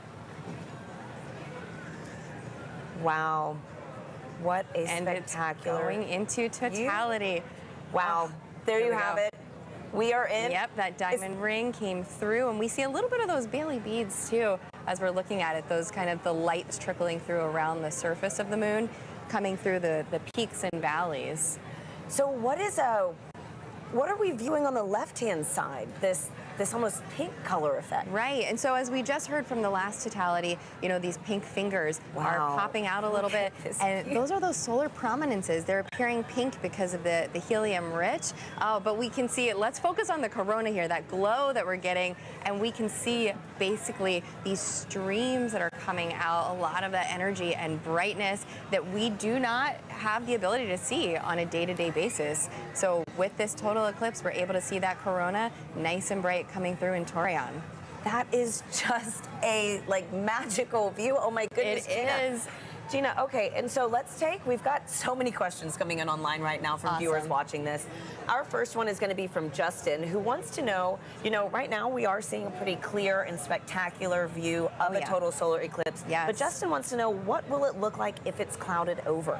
Right, so the view that we're getting right now, you won't be able to see that if it's clouded over, but you will have effects going on, right? You'll get a change in the temperature, so the temperature will drop. It'll still get darker as well. It's already getting dark here in Kerrville. I mean, we have some cloud coverage, right? And we're feeling a little extra wind. It's noticeably darker despite the clouds that we have. So you'll get some of those environmental effects, even if it's cloudy where you are. And so a great follow-up, we've got Halloween Ghoul on YouTube who wants to know, again, will the temperature change during totality, which I know you mentioned that it will get a little bit cooler. Yes. But do you know about how many degrees we can expect? Yeah, it depends on the location, the humidity, multiple factors, but it can change by about 10 degrees or so, depending where you are, maybe even a little bit more than that. And, we're feeling a little chilly kind of where we're sitting compared to what it was earlier. And, I mean, I'm just staring at this view of totality that we have in Torreon. So we're about halfway through totality right now in Torreon, Mexico. And again, I know folks said that this is almost double totality than 2017, right? That's right. And so in 2017, we had a little more than 2 minutes. So we're lucky enough this time that we have over 4 minutes in some places too. This is so beautiful. And so our next question from Sibel on Instagram wants to know, why is the sun more active right now? So the sun is more active because we have an 11-year solar cycle. The sun goes from solar maximum to solar minimum, where it's changing its level of activity. Oh, and as you're seeing the screen, yeah, so I see in that the bottom right there, we can see that prominence extending out. And as we heard earlier in Mazatlan, that is potentially the beginning of space weather activity. So we're talking about solar maximum. If there's a time to see any of that space weather activity during the total solar eclipse, this is the time to do it. So let's watch that as we go through totality in our other locations too, and maybe we'll be lucky to see some of these features change for us. That is so beautiful. It is. And so Gina, too, how we're in a higher cycle. Solar cycle right now. How many years, is that fluctuation? Right. The solar cycle goes on for 11 years when it peaks in activity, and that's where we are, where the latest predictions are that we will reach that maximum sometime this year, and then it'll decrease in activity going back down to solar minimum. And so, Gina, I've got time for one more quick question from Christopher on X, who wants to know which other planets have the best eclipses. Oh, okay. Well, that's right. So eclipses don't only happen on Earth. Let's talk about Mars, for the fact that Mars does have eclipses when the moon crosses in front of Mars. Mars has 2 moons, and the rovers on the surface have captured images of those. But no other planet has a view quite like this, right? Nope, that is special for us. Just the distance and the size of the moon makes it such that it will completely block the sun as it's doing today. Wow. And you can see there's that diamond ring effect as we are coming out of totality in Torreon. What an incredible Wow, it's a bright one view. too. Look at that. That is a bright one. So is this what, a Bailey's bead? Or so that's going to be that diamond ring, just how bright it is. Bailey beads are a little bit smaller as they kind of bubble over the surface, but folks who are in that location should have those safety viewing glasses back on so that they can now view the partial eclipse that they are experiencing. Well, that is fantastic. And the next time we see this eclipse, it's going to be right here in Kerrville, Texas. So folks, the countdown is on. We've got about 10 minutes until we see this with our own eyes. You can hear people too. Yes, big moment right here in Kerrville. For now, let's check back in with Lauren at the Indianapolis Motor Speedway. Thanks to Hira. We are getting close to eclipse ourselves, but for now, we have a very special guest, NASA's very own Pam Melroy, Deputy Administrator and former astronaut. Pam, it's good to see you. Oh, it's great to be here. I'm so excited. It's very exciting. So what's it like being in Indianapolis for an exciting event like this? Well, it's a beautiful day here. And I love the fact that we're here with thousands of people in the Indianapolis Motor Speedway, but we're joining with millions of people around America looking up together to the sky. Absolutely. And tell me, is this your first eclipse? It's not my first eclipse, but it will be my first totality. Oh. I've seen several partial eclipses, but there's something mystical and mysterious and in some ways unifying about a total eclipse, and we're all going to feel it together. Absolutely. We could not have lucked out more on this weather today. So as a former astronaut, we know that sun science and space weather are very important to keeping our astronauts safe. What is space weather, and why do we care about it? What is NASA doing to study it? Yeah, that's right. It's actually very important. It is of concern for astronauts who are in space because they experience the radiation of the sun that comes from solar flares and solar weather. But the reality is it's also affecting life here on Earth. It impacts the upper reaches of our atmosphere called the ionosphere, which is an electrified part of our atmosphere that is a conduit for communications. It's critically important. It can even affect power grids. And of course, if you ever have seen the Northern Lights, you've seen the effect of solar weather. But really the focus for today is where that solar weather starts, and that's in the corona, the sun's atmosphere. It's very unusual, and we don't exactly know what's happening because the sun's atmosphere is millions of degrees hotter than the surface of the sun. So we are hoping to learn today more about how that happens and why that happens so that we can better predict those solar flares and those things that impact us here on Earth. Yeah, that's all extremely important and something that we're learning a lot today too. Pam, thank you very much for joining us today. Thank you. As we've learned, solar eclipses are very important to learn for many, many reasons. We have radio telescope operators who are studying the eclipse today for this very reason. Let's take a look at that work. When the moon blocks the sun during a solar eclipse, there is a noticeable impact on Earth's upper atmosphere, known as the ionosphere. These changes can affect radio communications, including amateur radio, also known as ham radio. Ham radio is a way you can talk to people all around the world. You set up a radio and antenna. You talk into the radio sends a signal up to the antenna sends a signal up to the sky. It bounces off of the electrified layer of the sky back down to Earth, where you can talk to the person on the other side. During the 2024 total solar eclipse, the Ham-Sci Citizen Science Project is inviting ham radio operators to transmit radio signals. The goal is to have people make as many radio contacts as they can with operators in different locations during the celestial event. By recording how strong their radio signals are and how far they go, ham radio operators and scientists can learn about how the ionosphere changes during solar eclipses. Sometimes you can talk around the world and sometimes you can't. And that's all based on what the ionosphere is doing, what the sun is doing. When it works and you are able to talk to these faraway places, I find that really magical. To learn how you can participate, follow Do NASA Science on X and Facebook.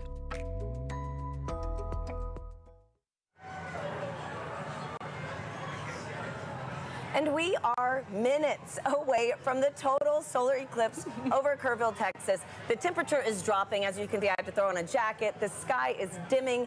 We're on the edge of our seats, and we are joined now with astronaut and commander of the Artemis II mission to the moon, Reed Wiseman. Reed, it's an honor to have you here. Thank you. The crowd noise, the fact that the sun is behind the clouds most of the time and peeking out, it's so wonderful. I know. True. Thanks for being here, Reed. As you can hear, we are ready. We are right there. So exciting. So tell us, Reed, you know, obviously everybody is excited, but have you seen a total solar eclipse before? Never a total, so I will share this darkness with you and this whole crowd the first time. Oh my Wow, gosh, this that's is exciting. incredible. That's So, great. too, you know, what considerations do you and your fellow Artemis astronauts need to think about when related to the sun when traveling back to the moon? Well, it's great to see Pam Melroy on your last clip, a dear friend of mine, so it was nice to see Pam's face over there. But when we're heading out to the sun, it's really radiation is our big thing that as we're heading out to the moon. Yeah. It's really the Not the solar sun. radiation that we're most thinking about there as the danger from the sun, and the Apollo astronauts dealt with it, and we've dealt with it for a long time on the International Space Station, and we have a lot of data from the moon, from our NASA probes that have gone out there and collected, so we think we know what we'll encounter.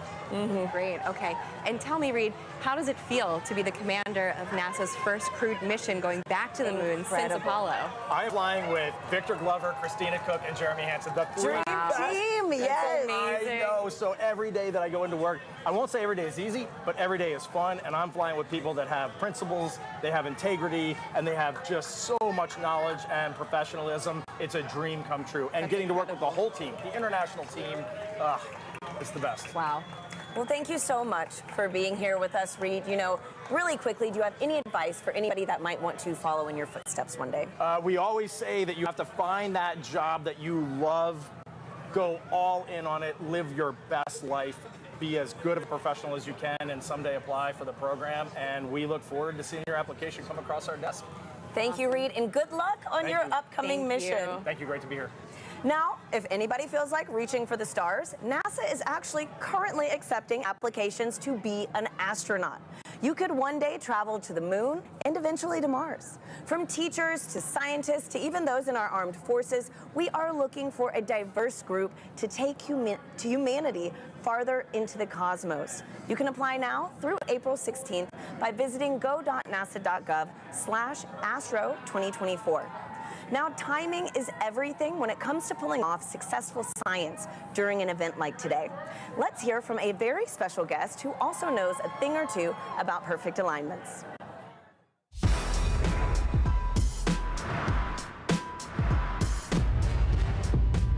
Hi, I'm Paul DeYoung, shortstop for the Chicago White Sox. What does it take to do my job? You gotta know your physics. I specialize in predicting the path of fast-moving objects at a split-second pace. At my position, it's key to know exactly where and when two paths will cross. Just like NASA needs to know when the Earth, Moon, and Sun will align to predict a solar eclipse.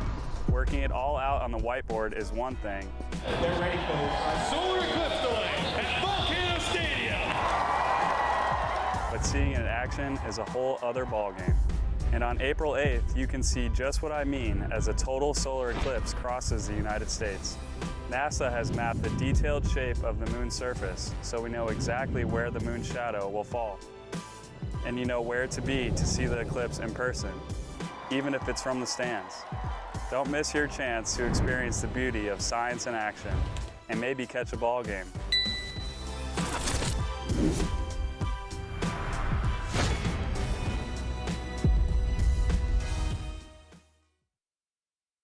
You actually can't see it. We are under 2 minutes actually, away from totality here in Kerrville, Texas, which will mark the start of our eclipse coverage across America.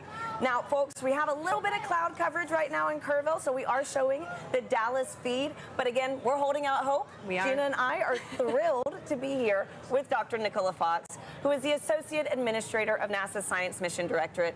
Nikki, thank you for being here. Oh, I wouldn't be anywhere else. Thanks for being here, Nikki. So tell us how the science conducted today will really impact the future of exploration at NASA Science. Oh, wow, there's so much that we're going to be doing today. We're going to be studying the sun. We're going to be studying the Earth's atmosphere and how that changes. You can see it getting dark here. And, you know, we've got these little magnetometers. They're going to be all across. We have 30 of them all the way across. I'm going to hold it up. Very nice. Love magnetometers. Magnetometers, and we're gonna be having these all the way across the path of totality. And it sounds like we should go. We should get up. All right, let's go. Oh my goodness. Less than a minute. Oh my goodness. Wow. Okay. All right, glasses on, Nikki? Yes? Yeah, or glasses no? on, but we're about to get. Yeah. There's some cloud Yeah, there's coverage. some cloud coverage. It's trying to peek out, It is though. trying. It is trying. It is trying. It Windy, is getting for dark sure. here. The wind's picked up. You could actually see the birds started flying in a very weird pattern a minute true. ago. Good point. Come on, clouds. Everyone's Wow. screaming. Yes. You know, I might have to switch to Team Sun. Come on. Oh my goodness. We're there. We're nearly there. Okay. There you go. Wow, the crowd is counting down. Wow. Yes.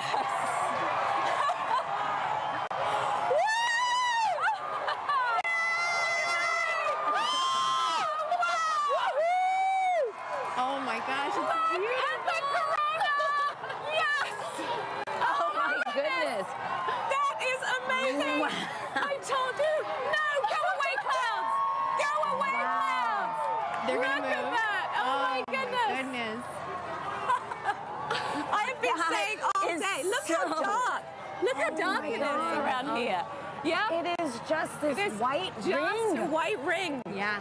It's so dark. It is so dark. It is You so can see dark the planes here. and the sky You much can. better. Wow. You can. Everybody We have just planes and screaming. helicopters and drones The whole all over crowd the place is today. just Look Here at we it. go. The clouds are gonna clear Look for at us. that. Yes. Yes. Woo!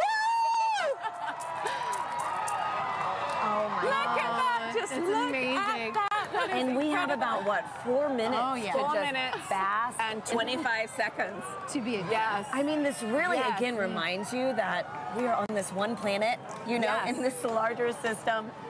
And you have to be on this planet to see what we're seeing. You do. right now. That's why we are Team Sun, Earth, and Moon. Because you need the moon for an eclipse. You need the sun for an eclipse. And we're Right. standing on the Earth to see it. Oh man. So, all of Amazing. NASA science represented by a total solar eclipse. And something that, what, over 30 million of us today, at least in at the least, path of totality. At least, yes. Able to witness this. I don't 31 know about people you, living in the path of totality. So Doesn't imagine count how who many people travels. actually traveled here. Yes. Absolutely. Yes. This Wow. is getting me extra excited about all the science that All the science that we're doing. right? Yes. Yes. All right, those clouds are playing tricks Those on us clouds now. are being pretty mean. Yes. It was nice to get a taste, though. Wow. true. It is Yes. so dark. It is. We've got everybody is looking so up. dark. I'm so happy that, you Yes. know, for folks that travel, Yes. able to see this take place. That's right. And so- it's been such a great atmosphere here all day. Every time the sun comes out, everybody Everyone's cheers. cheering, Yeah. counting down. It has been incredible. And so, wow. That's true. Oh, Nikki, what's your favorite part about these? About an eclipse? Is this your first? No, this is my second one. 2017. I was in Nebraska and I saw it there. But I think there's just you can study the sun, you can study the corona, but suddenly you see it with your own eyes, and it's that feeling of just wow, that is our star. Like that isn't just. It isn't just the sun anymore. That's a star, and you see it looking like a star. And you know, as we study, as we look for exoplanets in other galaxies that might be able to support life, you know, we need to understand our relationship here on this planet with that star. And That's so right. it's so important. And I think when you see it, you're just like, wow, it actually is a star. Yeah. You know, it's not just a bright point of light in the sky. You can see the structure. You can see just how exciting the sun is, and actually how dynamic it is. Yeah. And you know, it's not often in heliophysics that we can actually see the science that we're doing with our own eyes. That is right. So it's That a is rare right. experience. Or even sharing it, you know? Yeah. Millions of Have us so today. many people partake. Yep. That's right. It's pretty windy too here. It is windy. And so I know earlier in the show we've mentioned that total solar eclipses really might only pass through a certain location, say every 375 years. years? Yeah. Can you explain how come we don't see eclipses like this every day? month? Yeah. Every month. Because the moon's orbit is actually tilted, and so most of the time when it passes in front, it doesn't block out the light for us.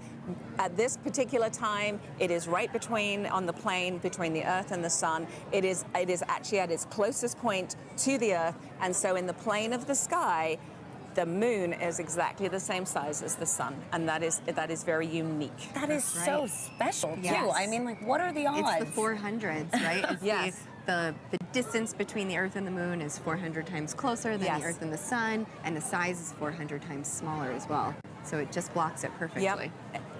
It does, and right now the clouds are blocking it perfectly. Hey, but we got a taste of it, which We was did. very nice, and we are We chasing did. this eclipse across North America We today. are. So excited Yeah, to we see it are. from these I other think it locations wants to come too. out again. I don't know. These clouds are thinning. Yeah, the clouds. You can hear the crowds cheering. The crowd's getting excited. We're hopeful. Yeah. Channeling all that good energy. Yeah. This crowd has been great all day. Oh, yes. All day.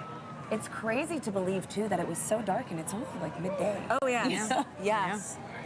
Yeah. Wow, and we're starting to get some of this. Starting to get the light back. Yeah, starting to get the light back. Yep. So unfortunately, we did not see the diamond ring at the end of the eclipse because of the clouds, which is always a crowd pleaser. But we did see it actually saw it in the right beginning. before totality. There was suddenly this beautiful bright one light, and then it all went dark. So we did actually see quite a few great features on the sun, and somebody actually was saying they could see a sunspot. Obviously through their glasses, but they could see a sunspot. So yeah. So can you clarify what the sunspots are for our viewers? Yes, absolutely. So if you were looking through your glasses, you might have seen a couple of dark spots on the sun. They are actually very intense places. There's very, very intense magnetic field there. They're very active, and that is what can cause space weather. So every now and again, those active regions can sort of explode and then send billions of tons of solar material towards our planet. Wow. Well, this was fantastic. Thank you so much, Thank Nikki. you, This was Nikki. incredible to experience this with you. Let's follow this eclipse right up that path. Next up is Dallas. We have Joy and Michael standing by for their big moment in the sun. Yeah, you can feel the temperature change. The wind has completely quieted down. Yep. So the energy here is amazing. So with me right now is Dr. Michael Kirk. He's one of our eclipse experts. Michael, we saw an annular eclipse back in October, but Yes. today is a total eclipse. How are you feeling today? It is totally different. I am ecstatic. The annular eclipse was really cool. This is, you can feel it, the energy here is electric. If you look around, you can see that the darkness is coming. Let's have a quick look at what we're looking at right now. We're almost there. We're a couple of minutes away. Ooh, yep. Just a crescent left. So let's quickly talk about some of the ways that the public are participating in the eclipse right now. Yes. Michael, can you talk about some of the citizen science projects? Yes, there are people all around the country right now making measurements of audio recordings to see how the environment is changing. And it is a great opportunity to do genuine science with just an audio recorder. Fantastic. So we are almost like, let's see, a few minutes away. So minute just a 30 minute. out, I think, actually. So let's have a look at the eclipse. Michael, what should we expect to see moments before totality? Okay, so as we approach totality, you're going to see that crescent sun slowly drift away, and then you're going to see the Bailey's beads, where there are these bright points of light that are last bits of sunlight cascading through the moon valleys, and then right before totality, you'll see a diamond ring, that last single point of light, and then we'll be in totality. We just have a thumbnail of sun left. We are closing in on totality here. Wow, we see a slither of the sun left. Remember, you can only take your safety glasses off when the moon has completely covered the sun. And in Dallas, Texas, we are seconds away. Oh my goodness, I can feel my heart racing. You can hear the crowd getting excited. The birds are chirping and they seem like they're going into their nighttime routines. Wow. So we are a few seconds away. You can hear the crowds cheering. Here we go. Oh my goodness. This is absolutely ecstatic. The darkness is coming over Dallas. Here we are. Just a few seconds 10 left. seconds. Woo! Oh, I'm so excited. Okay, we are 5 seconds away from totality. One little bit. It's totally dark here. Deep twilight around here. Wow. You can hear the Here's crowds. the last bit of lights, and we're in totality. Oh my God. That is absolutely breathtaking. Oh my God, Michael. How are you feeling right now? I am just awestruck. I mean, there's a few high clouds, but the beauty of the corona is clearly visible. You can see that spiky structure just poking out It is heart-stoppingly beautiful. Oh my goodness, I have tears in my eyes. I was not expecting this. This is one of those experiences that you just never forget. I feel so special to be right here, right now, experiencing it, and knowing that people literally across the nation are doing the same thing is, it's truly amazing. Wow, let's take a moment to take it all in. This is absolutely breathtaking. Wow.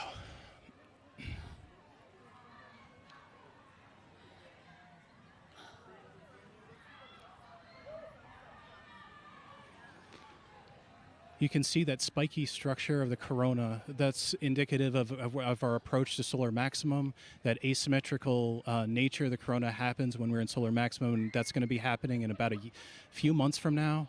So that means that this view of the corona will never happen again, ever. This is a completely unique view that even if you see a million solar eclipses, you'll never quite see one like this. So, Michael, you study the sun. What is it like to see the corona that you don't normally see? I mean, I just, there are no words. I spend my life studying this thing, and to be able to see it and feel it is, I mean, it's just tremendous. You can see a prominence in the chromosphere, the middle atmosphere of the sun is a pink spot. And that pink loop is what I spent 5 years doing a dissertation on, that one little pink loop. And it's just, it makes it all feel like it's in perspective now. I can't believe how clearly I can see those pink loops and the structures in the corona. We can see a few planets out as well. They're brightly shining in the sky. And actually there's a plane racing across the shadow as we speak as well. And I just want to take a moment to say huge thanks to our telescope operator, Vanessa Thomas, for providing these views.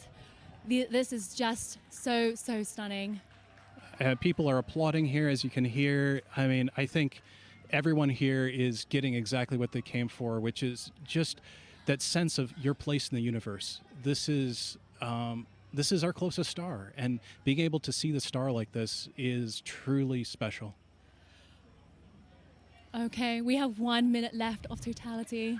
Oh, the time just passes way too quickly. The next eclipse won't happen across the US for another 20 years, so this really is a once-in-a-lifetime opportunity for a lot of people. Absolutely. Our friends up in Alaska will see their next eclipse in 2033, so I am like already thinking I need to go there. I mean, it's just, Yes, it doesn't matter what I need to do. I just have to go there. Wow. So we're 30 seconds out. Oh, my so goodness. right before totality ends, our telescope operator, Vanessa, is going to put the solar filter back on. But let's just cherish these last few moments of totality in Dallas, Texas.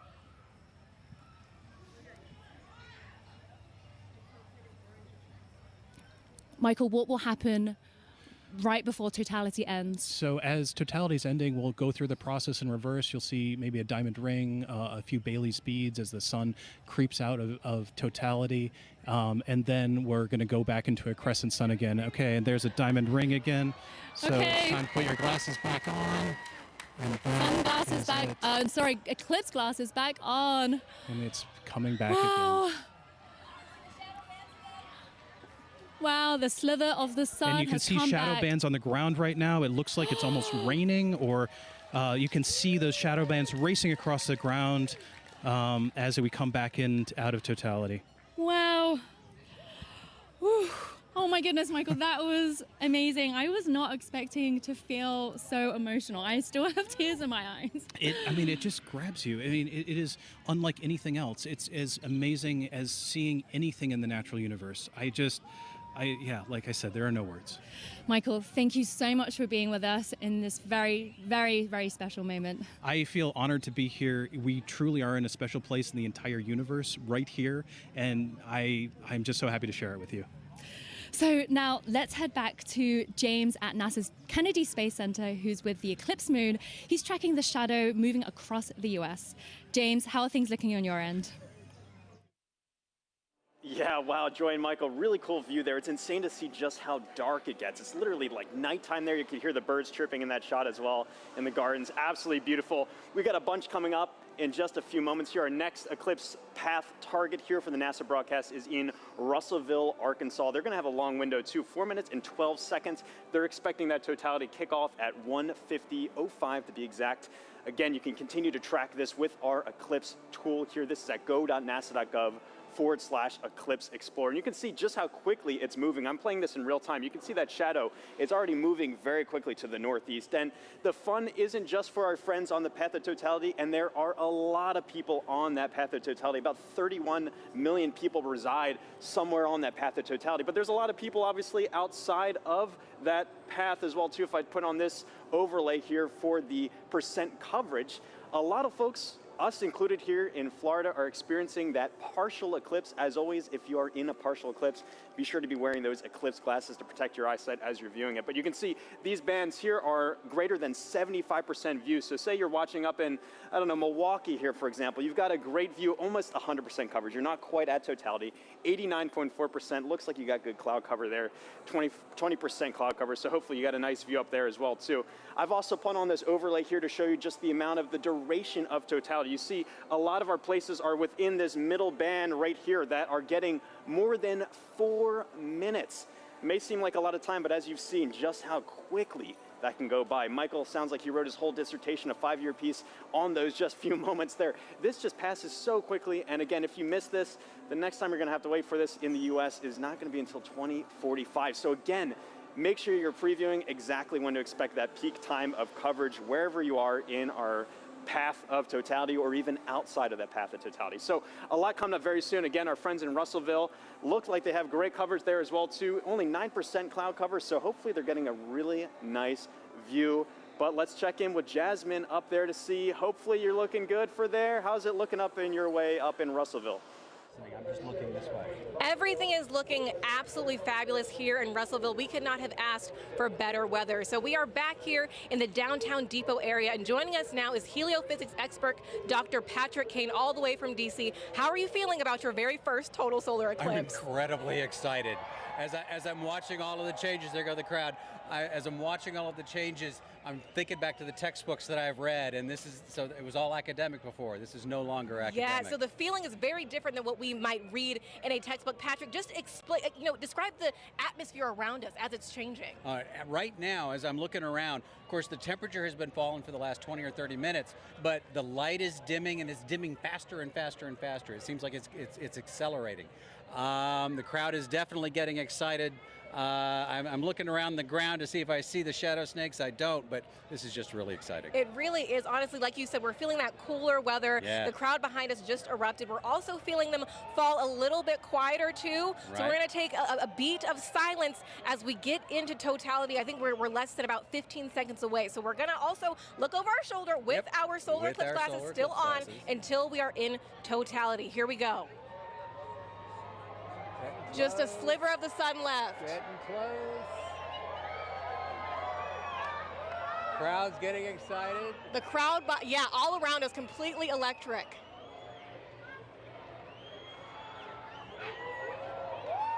Going.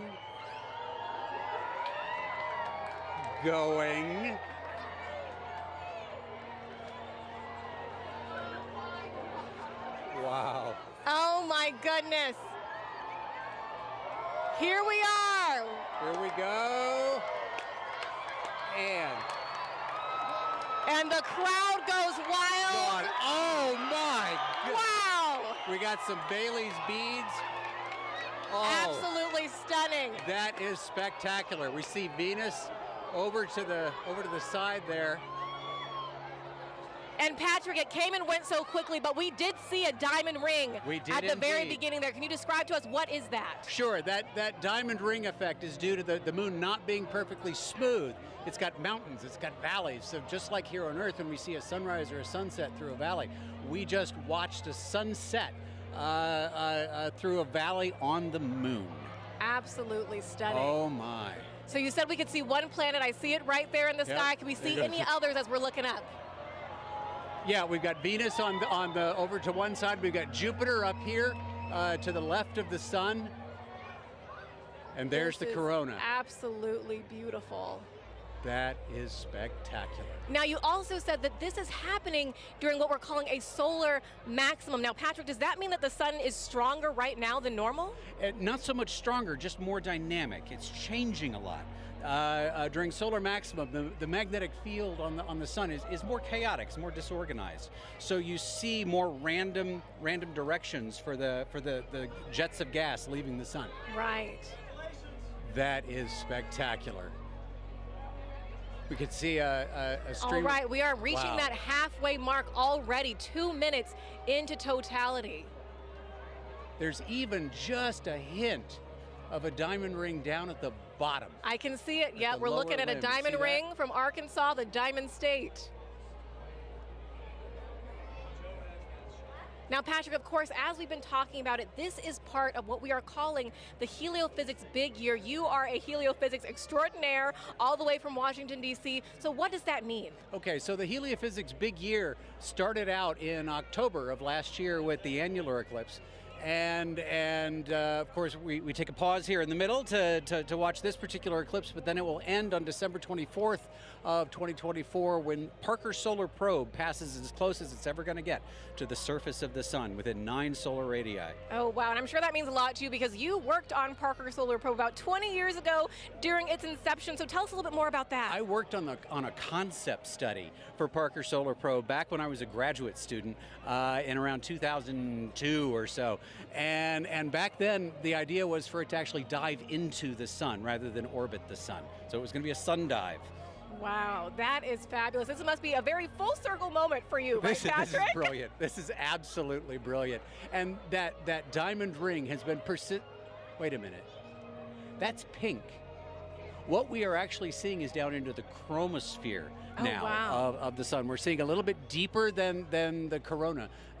I believe it's because of the pinkish color. We're looking down into the chromosphere, which is the next layer of the atmosphere of the sun down. Oh, wow. Wow. Oh my God.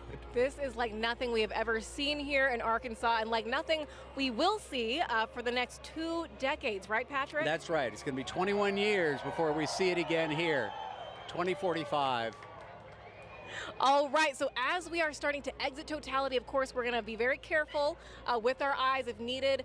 We're going to put those solar glasses back on, of course. And the crowd just erupting, falling quiet again as they watch this magnificent and moment I am take actually place. seeing bats flitting through the air. Oh, wow. Well, we will be very careful then.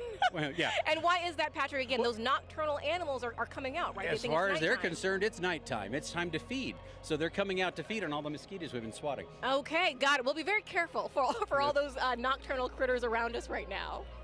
All right. We are getting closer. Get ready to put those glasses back on. All right. We're putting those glasses back on. The crowd is, wow, a second diamond ring seen from right here in Arkansas, the Diamond State. Absolutely stunning. Outstanding. Beautiful. Patrick, we're going to turn around now and just one question I really do have to ask you before we let you go is, are you Team Sun, Moon, or Earth? I am Team Sun. Team Sun all day long. Fantastic. I figured from a heliophysics expert like you. We want to thank the city of Russellville for hosting us, Arkansas Tech University, and our telescope feed operator, Joe Mattis. Thank you so much. Now, let's get back to James Traley over at Kennedy Space Center. James, back to you. Yeah, thanks so much, Jasmine. What have you guys had there? So you were just right here in Russellville. You can see that shadow has now officially moved off and is on our way to our next target, which is up here in Carbondale. Carbondale is one of those very lucky cities because back in 2017, they were right at that intersection point of the 2017 eclipse across America. They're there again this year, but the difference is they're going to have a much longer slot. In 2017, they only had 2 minutes, 40 seconds, and that's not as much as they're going to have this year, which is 4 minutes and 10 seconds in the totally eclipsed sun. A really great viewing window for them to really take in this big moment. very exciting to be able to track that for them as well. And also some details about this tool here as well. If I click onto their eclipse time here of 1:59:15 local time, you notice this little icon comes up here. This is actually simulated based off real data from the Parker Solar Probe of what we expect the corona around the sun to look like. And as you just heard, the sun's a lot more active this time around. It's kind of like a wild hairball, if you will. Lots of different streamers and things streaking off the sun. So you've been seeing already in our coverage some really cool activity around that sun's corona. If you're really lucky and the timing is just right, you might get a coronal mass ejection streaking off the sun. Hoping that someone on our path gets to see that today. If you do, be sure to send us the photos. We love to see that as well. One other cool feature about this tool too is you can see the actual path that the moon is going to be taking across the sun. And all of this plays in real time if you time it up well. And so you can actually see, if I go to our live moment here, this is actually playing as what we're expecting in real time, the movement of the moon across the sun.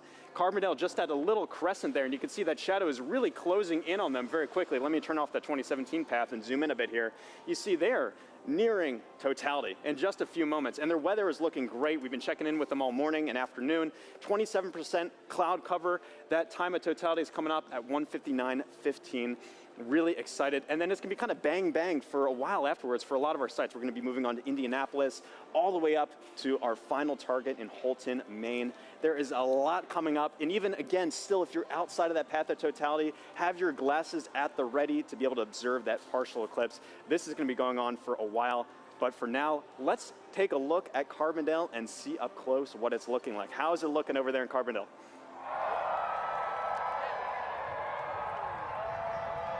Couple more minutes.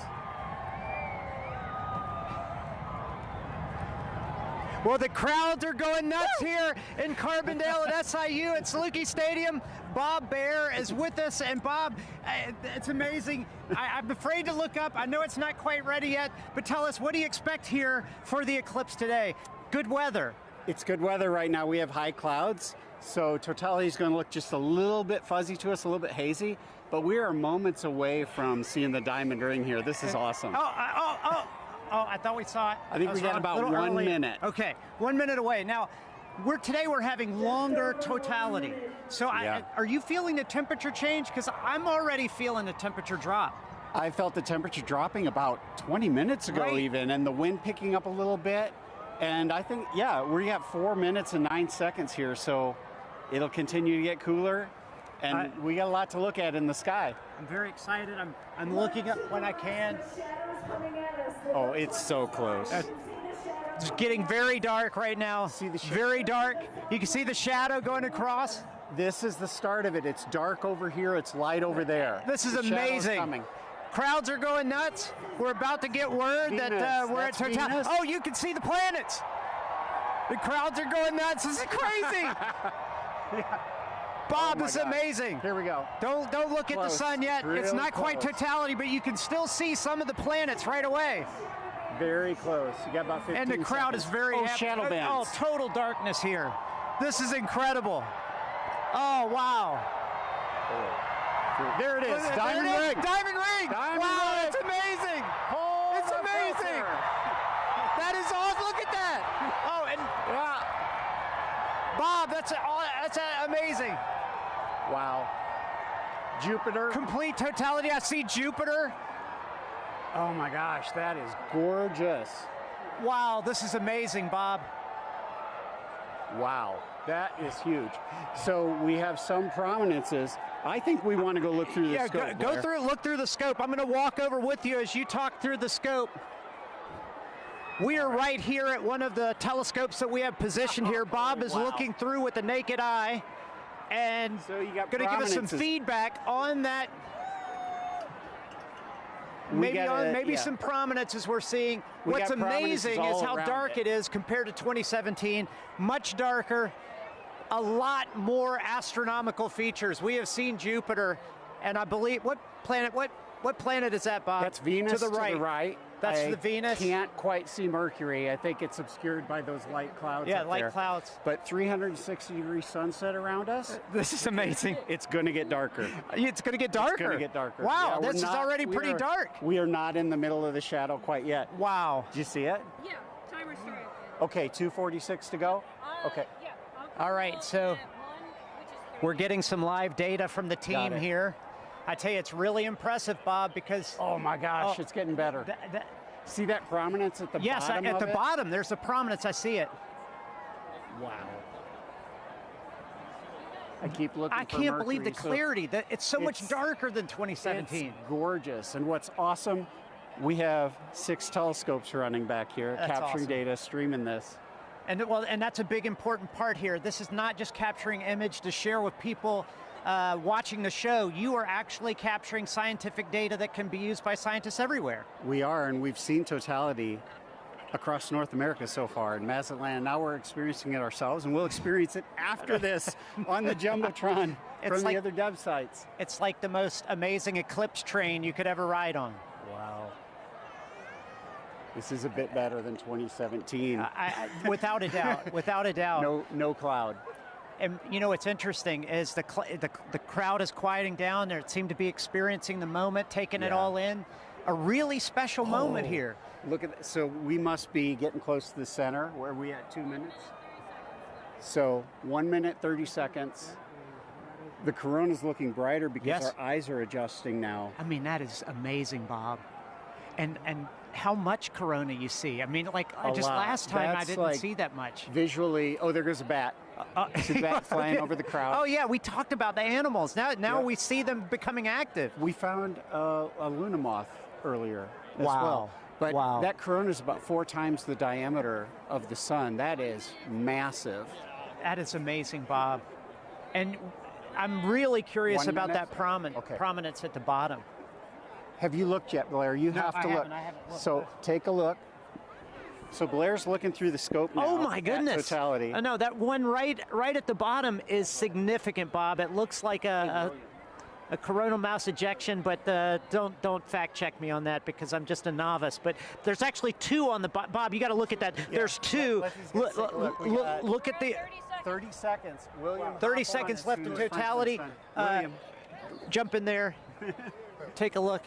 It's great because we have telescopes out here for people to look at and actually see total eclipse through it. Corona. And we're getting close. I don't know what you guys are seeing on television. 10 seconds. We got to cut it off. Okay. All right. Here we go. 10 seconds before we need to put our glasses back on. Okay. Oh, sorry. You're good. You're good. We put the cap back on the telescope to make sure nobody looks. What an amazing event, Bob. There's the diamond ring. There's the second one. Oh, snap. Oh, that's amazing. It's like it was scheduled. Yeah, somebody had the timing right here. Oh my man, God. It's amazing. We will see shadow bands again here. You hear the crowd. Everybody's excited. There we go. What an amazing moment here at Saluki Stadium. Oh my gosh. With Bob Baer and 10,000 fans, all loving every moment of it. Bob, some final words. Well, I think we just had an eagle fly over. Okay, so but incredible. Well, that's one of those things you said. We saw animal reaction, we heard it, we felt it. It was wonderful. So we got to keep an eye out for shadow bands. We're going to see them again in about 1 minute on the ground here. Okay, so we'll keep looking for those shadow bands on the ground, but I got to tell you guys back at the studio, I know you guys have seen eclipses already. There's still some to come, but what an amazing moment. Back to you guys. Good weather all the way to the end.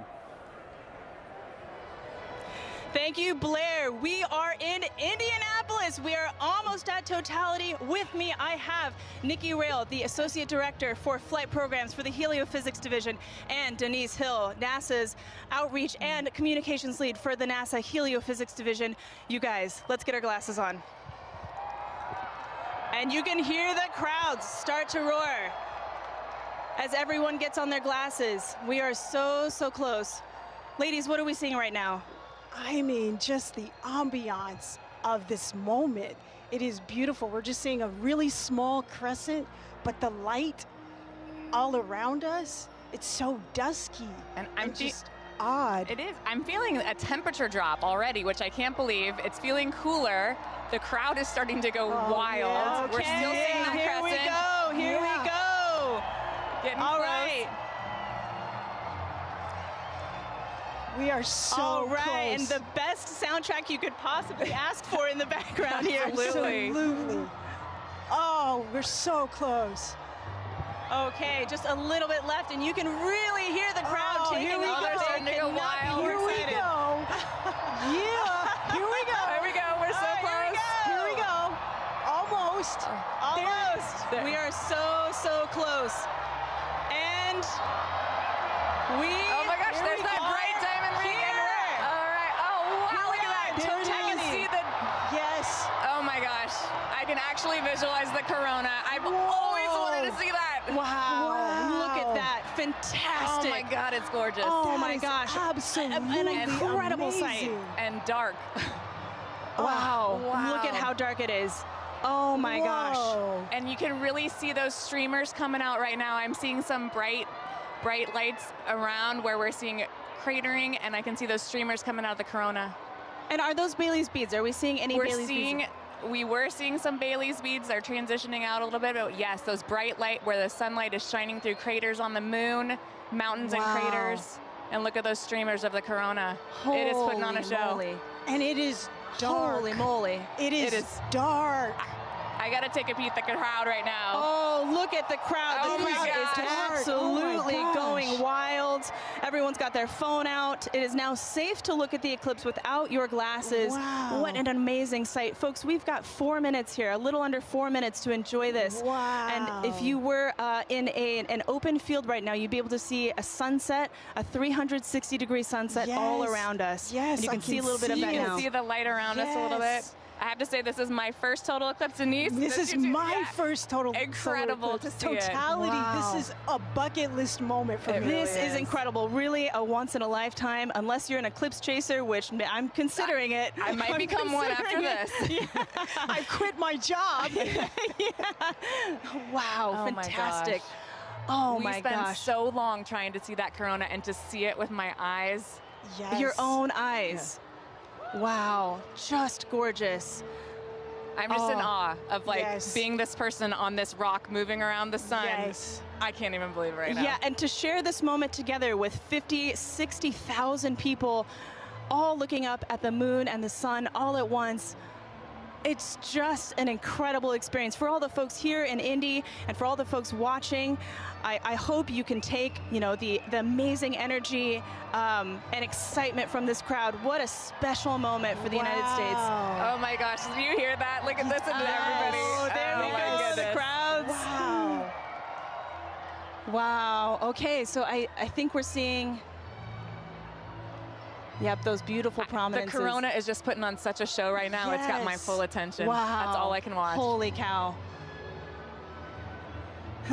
We've got some very beautiful. appropriate music on, going on in the background Yes. here. This is the best version of getting mooned that I have ever experienced in my life. Don't strain your eyes. Oh, Wow. I am just in awe. There just aren't the right words to describe this. I'm just noticing it feels so strange to me right now. Like I feel Yes. the hair on my arm standing up. I feel like it's nighttime and what am I doing? And it was daytime. And actually, folks, we're starting to get some nighttime insects coming out. Yes, and we're buzzing starting around to the see lights. bugs. Yeah, we are seeing bugs Yes. and light. It's hard to hear them over the crowd, but I can definitely see them Yes. flying. Yes, I think the animals are a little bit confused. Nikki, while I have you, we've got a lot of programs at NASA looking at the sun. No eclipse glasses required. As the Associate Director of Flight Programs, tell me, what can we expect NASA to be sending to the sun in the next few years? We are so lucky in the midst of this incredible time of solar max. We're getting ready to. the I'm seeing a diamond ring right now. The diamond I'm seeing ring. a diamond ring. Take a look. Take a look. Put your glasses back on. Be safe. That is the diamond ring, folks. Wow, spectacular. Oh my gosh. You can even hear fireworks in the distance. Yes. Oh my gosh. And the light is already starting to change. It really is. You can. Wow. And the crowds Getting are fired up. loving I can it. hear the crowd just Oh loving my every second of gosh. it. Oh, what a moment. I love those fireworks. That was amazing. Indianapolis is really pulling out all of the stops, and we love them for it. I also want to take a moment here to thank our 2 telescope operators, John and Dana, who have been providing these telescope views for us there from Ball State University. Thank you very much to John and Dana.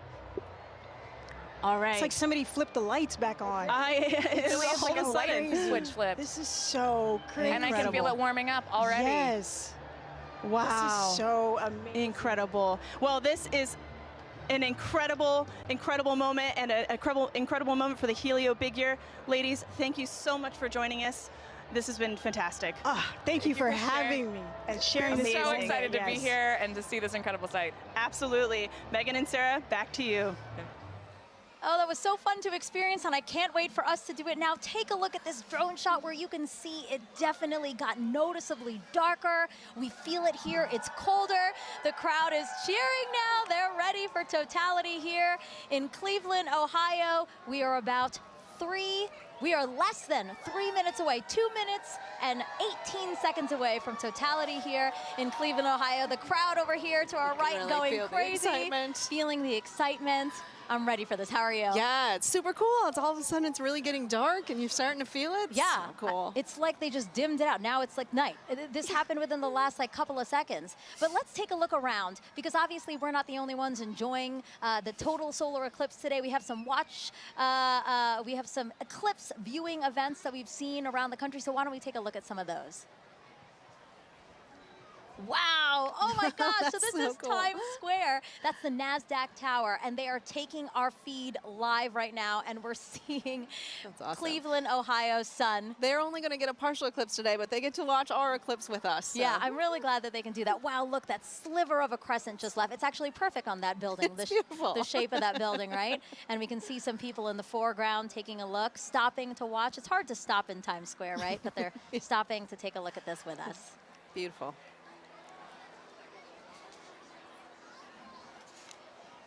Oh, awesome. So this is just next to us. This is Progressive Field here in Cleveland, Ohio. So the Guardians have their opening day today, and the first pitch is like after 5 o'clock. But as you can see, they've opened up the stadium, and people are in there to enjoy big crowd the in there to watch that. That's great. Yeah, you can, oh my gosh, it just got darker here. Yes. Oh my gosh, that's so interesting. And then Mentor Civic Amphitheater, again, the field starting to fill, and everybody looking up at the sky for their opportunity to see today's solar eclipse.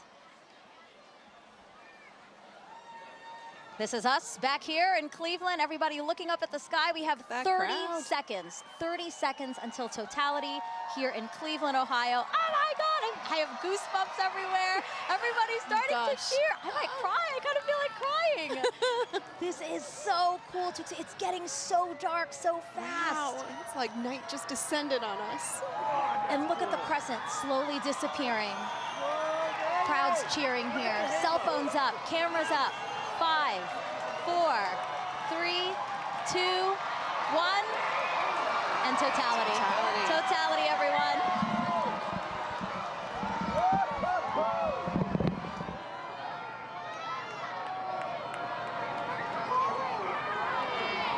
Oh my God. Oh wow. Oh my God. I was so nervous. Wow. I know, I wasn't sure because we had some high clouds, but oh my goodness, you can see that corona extending out. Oh wow. Yeah, the clouds were really bothering me and really scaring me because it did get very cloudy here in the last hour and a half, but we have a great view here in Cleveland, Ohio. Yes. Wow, look at the corona. You can hear the crowd. Wow, everybody's got their phones out. Oh my gosh. You know, I saw pictures of what the shape of the corona might look like from our NASA scientists, and it looks exactly like they predicted. Oh my gosh. Oh, and you can see Jupiter and Venus. Oh yeah, look at that. So Jupiter's to the upper left of the eclipse that we're watching, and just to the right of it is Venus. Yes. Oh, and I see some of those pink protuberances we've been talking about all day. Wow. Beautiful. And again, all around us you see light, but just at the top where we are. 360 sunset. Exactly, exactly. Yes, Indianapolis had described that as well. Woo! We have totality here for 3 minutes and 50 seconds. That is such a luxurious amount of time. I saw the 2017, I think we only had about 2 minutes. So. And why is that? Why does the length of totality differ? Oh yeah, well, because sometimes the moon is a little closer, a little further away. Its orbit's elliptical. And so when it's further away, it looks smaller in the sky, but when it's closer, it looks bigger, and so we get a little bit more extra time. Look at the prominence. You can see it on the bottom. On the bottom there. So pretty. Wow. It's like bright pink. That is insane that you can see it from there. From here. Yes. Just like the power of our sun. I'm truly in awe right now. And cold. I'm in awe and cold. It did drop. It's it is dropped noticeably 10 colder. degrees. It's like, yes. Yes. Looking around to the crowd. A lot of people videotaping it, trying to take photos. It's the lovely backdrop of the Cleveland skyline. Yeah, that's beautiful. We have the stadium right next to us. Oh my gosh. And again, thanking the Great Lakes Science Center and NASA for hosting this event here in downtown Cleveland, Ohio. It's great to like sort of join humanity to all come together at once and experience this together with such a great Oh, group look at the of screen folks. right now. Here's a shot of the skyline. Oh, wow, the wow. sky looks on fire. Beautiful. A lot of excitement still here in the crowd.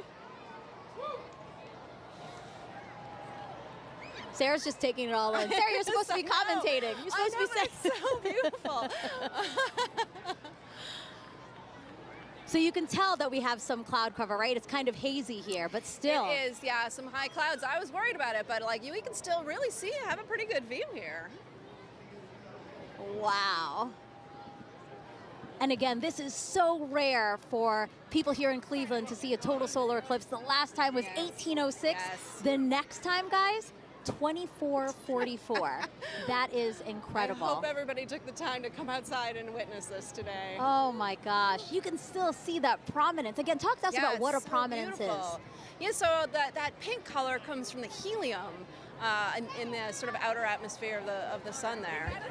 Oh, it's beautiful. And it gives off that pink glow. Yeah. Wow. Totality here ending comes- here. here comes Wow, that- there's the diamond ring.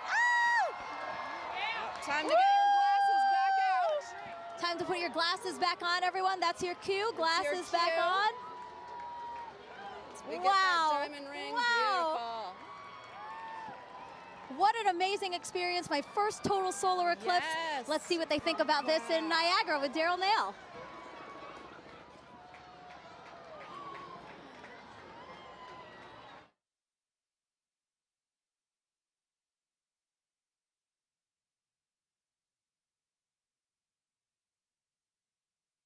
Over the entire area. You can hear the crowd erupting at various moments when the eclipse has been seen, but we are under pretty cloudy conditions, and David Sheeny is with us. He's a program executive with the Heliophysics Division. David, this is a challenging situation to be in order to try to see this eclipse. We've seen glimpses. We have seen glimpses, so we're basically spending our time staring at the sky, hoping for a little bit of a glimpse of what would be a totality. So right now, the sky has just completely gone dark. You can see all the lights, basically, everybody's cameras and everything else are all making it lighter. And it's gotten significantly colder as well, just over the last several minutes. And it's like, it's fascinating to see it go night like this. We've been listening to everybody across the country enjoying totality and seeing it clear. That's not the experience we're having here. In fact, it's so cloudy that our telescope operator, Jessica Bellina, who's working very hard to try to get a lock on it, has not been able to get that telescope feed dialed in because she has to have a view of the sun in order to see it. So we don't have a feed for you from Niagara. What we have is just every once in a while you'll hear part of the crowd, only part of the crowd will cheer because I guess they kind of have an angle through the clouds to see just a little bit. Yeah, and the clouds have really only cleared out enough occasionally to even need eclipse glasses. So for the most part, you have a thick enough layer of clouds that you can see the eclipse without them, and it's just fine. So a lot of us have been able to just take regular pictures with our cameras. Let's take a look and just kind of enjoy the moment.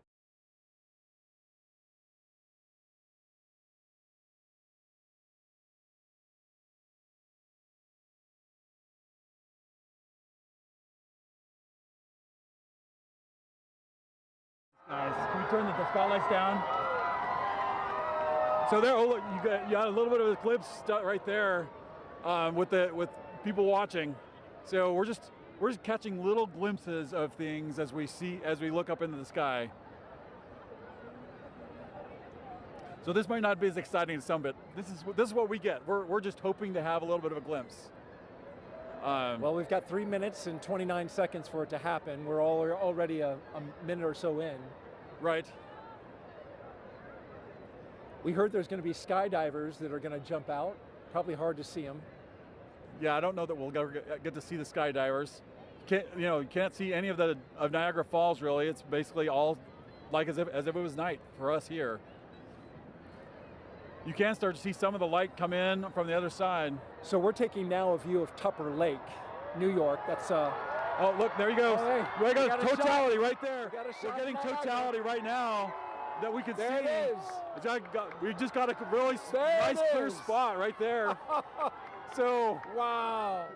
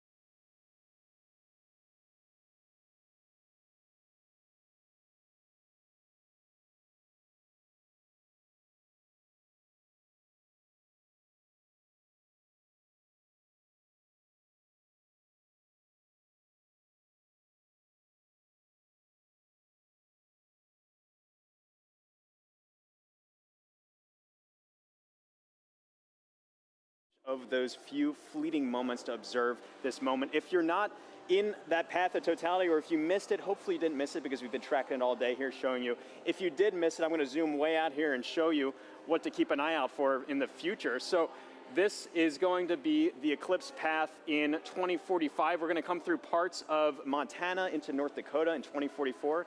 2045 is the next big eclipse across America. That's actually going to come, oops, I didn't draw here, there we go.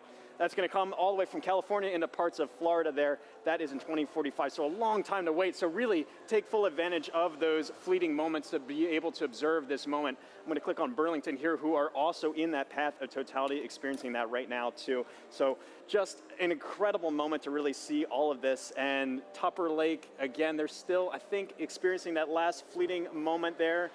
That is just moving off. You can see that is officially now moved off Tupper Lake. Really a fantastic shot. They have that now, that diamond ring effect, that really beautiful shot there. This is, again, such a quick moment, and this doesn't happen very often. It's really a once-in-a-lifetime moment, so take full advantage of this. You can see just how close we are now to Holton, Maine, who are our last stop of the day on our NASA coverage here. This is then going to continue on into parts of Canada and beyond. Holton, Maine, they had some snow past couple days. It seems to have cleared up quite a bit more for them. Really hoping that that holds out for them. They are expecting a duration of 3 minutes and 20 seconds to be able to observe that totality at 3:32:05 local time. Really excited to see that view. You see that shadow creeping so quickly up to them up there. So let's check in with Angelique, who is up there in Holton, Maine. Hopefully it's beautiful weather for you. How's it looking up there, Angelique? James, it is looking awesome up here. We are just a few minutes away from totality. You can hear people announcing it in the back, and people are getting excited, as am I. And here to share in all of that excitement with us is actually Dr. Eric Smith, the program scientist for the James Webb Space Telescope. Eric, it's so great to have you here. Oh, it's great to be here, Angelique. This is really exciting.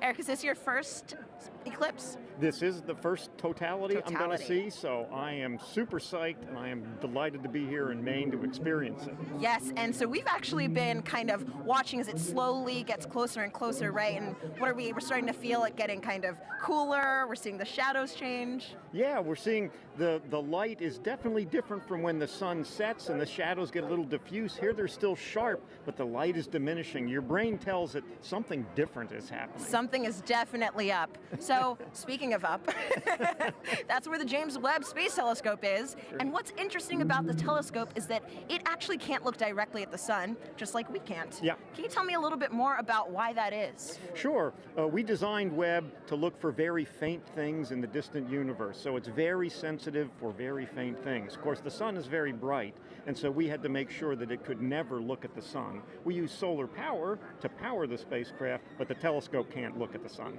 That makes a lot of sense. Now, as it's starting to get a little bit closer to all of the cool phenomenon, the Bailey's beads, the diamond, let's go ahead and put on our glasses. All right. So that we can look up and continue chatting.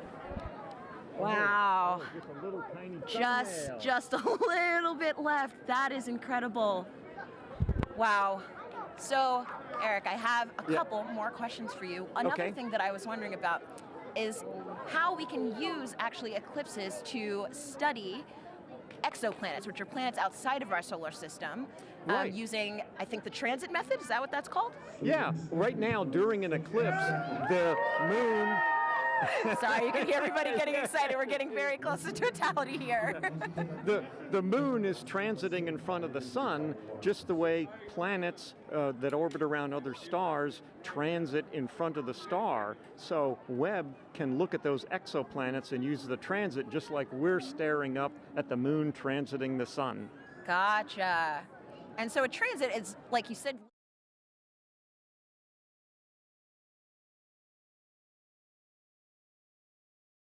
throughout the broadcast, we've actually been able to see the eclipse through different telescope feeds. Can you tell me a little bit about what the difference is between, actually, we're going to go ahead. Oh, here we go. We're getting really close. Oh my gosh, it looks like just a few more seconds until we are in complete totality. Oh my gosh. 5, 4, 3, here we 2, go. 1. You can hear everybody cheering. This is incredible So let's go ahead and take off our glasses. We are in totality now. Oh, you can see the coronal spikes. Amazing. That is beautiful. Incredible. You can see a planet in the sky that you couldn't see before. Oh, wow. And I think, is that one of the, oh gosh, the there's some drone. There's a drone up there in the sky, too. Oh, my goodness. Oh, wow. It's incredible. The rays that you can kind of just see coming off of the corona. Yes, yeah. Stunningly beautiful. Yeah, that's got it- to be one of the most amazing things I've ever And seen. you can see the gradation in the sky color down to the horizon, Oh too. my goodness. Yeah. I am seeing a bit of that 360-degree sunset. Yes, yeah. That is really cool. It's amazing. Even though we're in the total shadow here, there's still the corona is still pretty bright. It's incredibly bright. You could read by the light of the corona. I think I would have some trouble reading, but I probably could. I could technically read something. So Eric.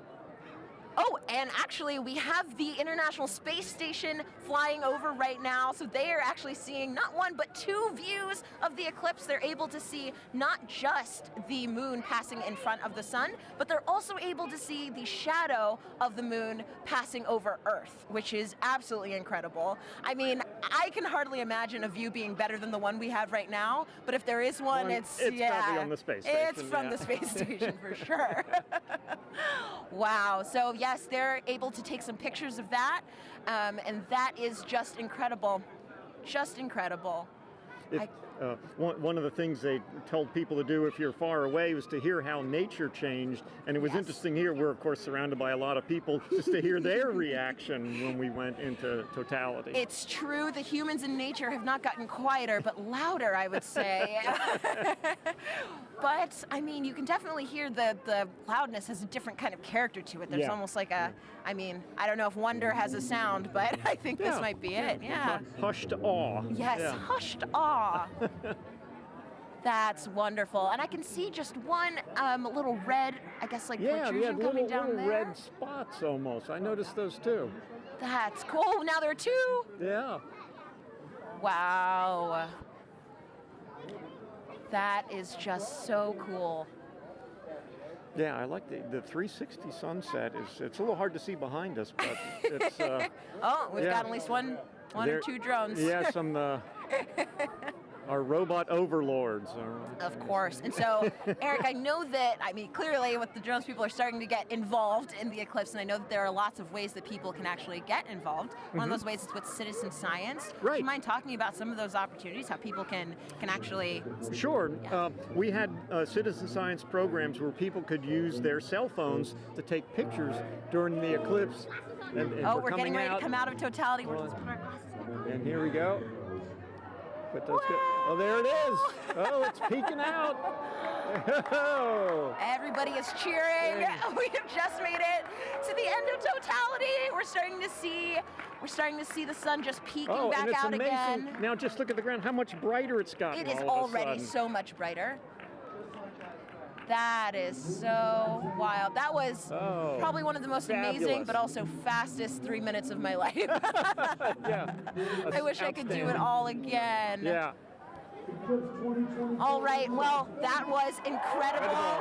Incredible to get to experience that here in Holton. Thanks so much to the city of Holton, and also thank you so much, Dr. Smith, for coming out and hanging out with us and experiencing this wonderful event. Oh, it was my pleasure, and congratulations to the city of Holton here for doing such an amazing job covering the eclipse. It was amazing how well orchestrated it was. Above and beyond. And I want to say, of course, a special thank you to photographer Dave Bowman, who has been giving us these incredible images from the telescope feed.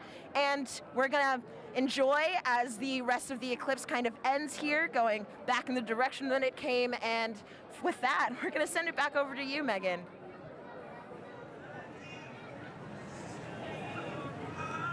All righty. Thanks, Angelique. So, Gina, I mean, what do you think? Like, we literally have just watched the eclipse travel, what, about 2,600 miles? It's going across Mexico to Maine. Yes. In like, what, about 88 minutes? That's right. It's so like fast. that 1,900 miles per hour that the shadow's traveling. I mean, did you have a favorite location? For me, I think between Russellville and Dallas, just getting to hear some of my colleagues and their excitement too, it was amazing. Oh my goodness, yeah, no. So, I don't know, I have to be a little bit biased. We did have some cloud cover here, We did. but to see it with your real eyes was just... And we had that moment, which was We did, important, yes. It was amazing. And so it's really cool too, just to think about how millions of us now have this shared moment of what could be a once in a lifetime event. It's true. And so, folks, we have time for some more questions from our viewers. And again, we have another great question from Mackenzie, who's in the 3rd grade. Okay. Let's roll it now.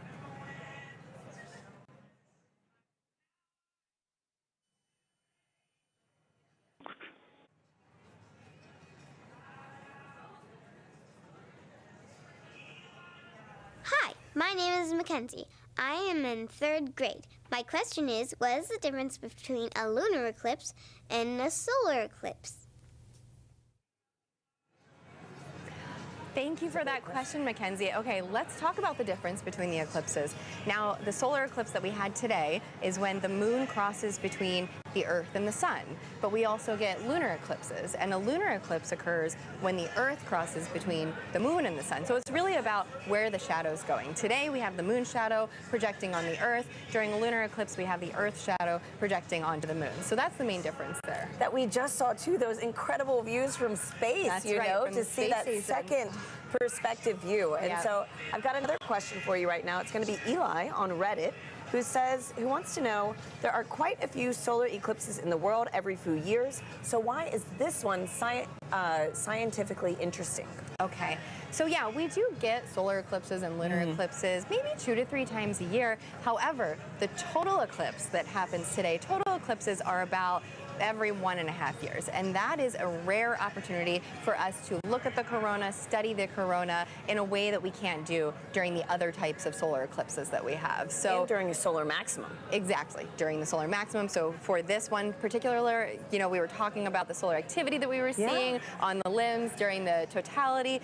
Yeah, there's just a bunch going on today for this eclipse.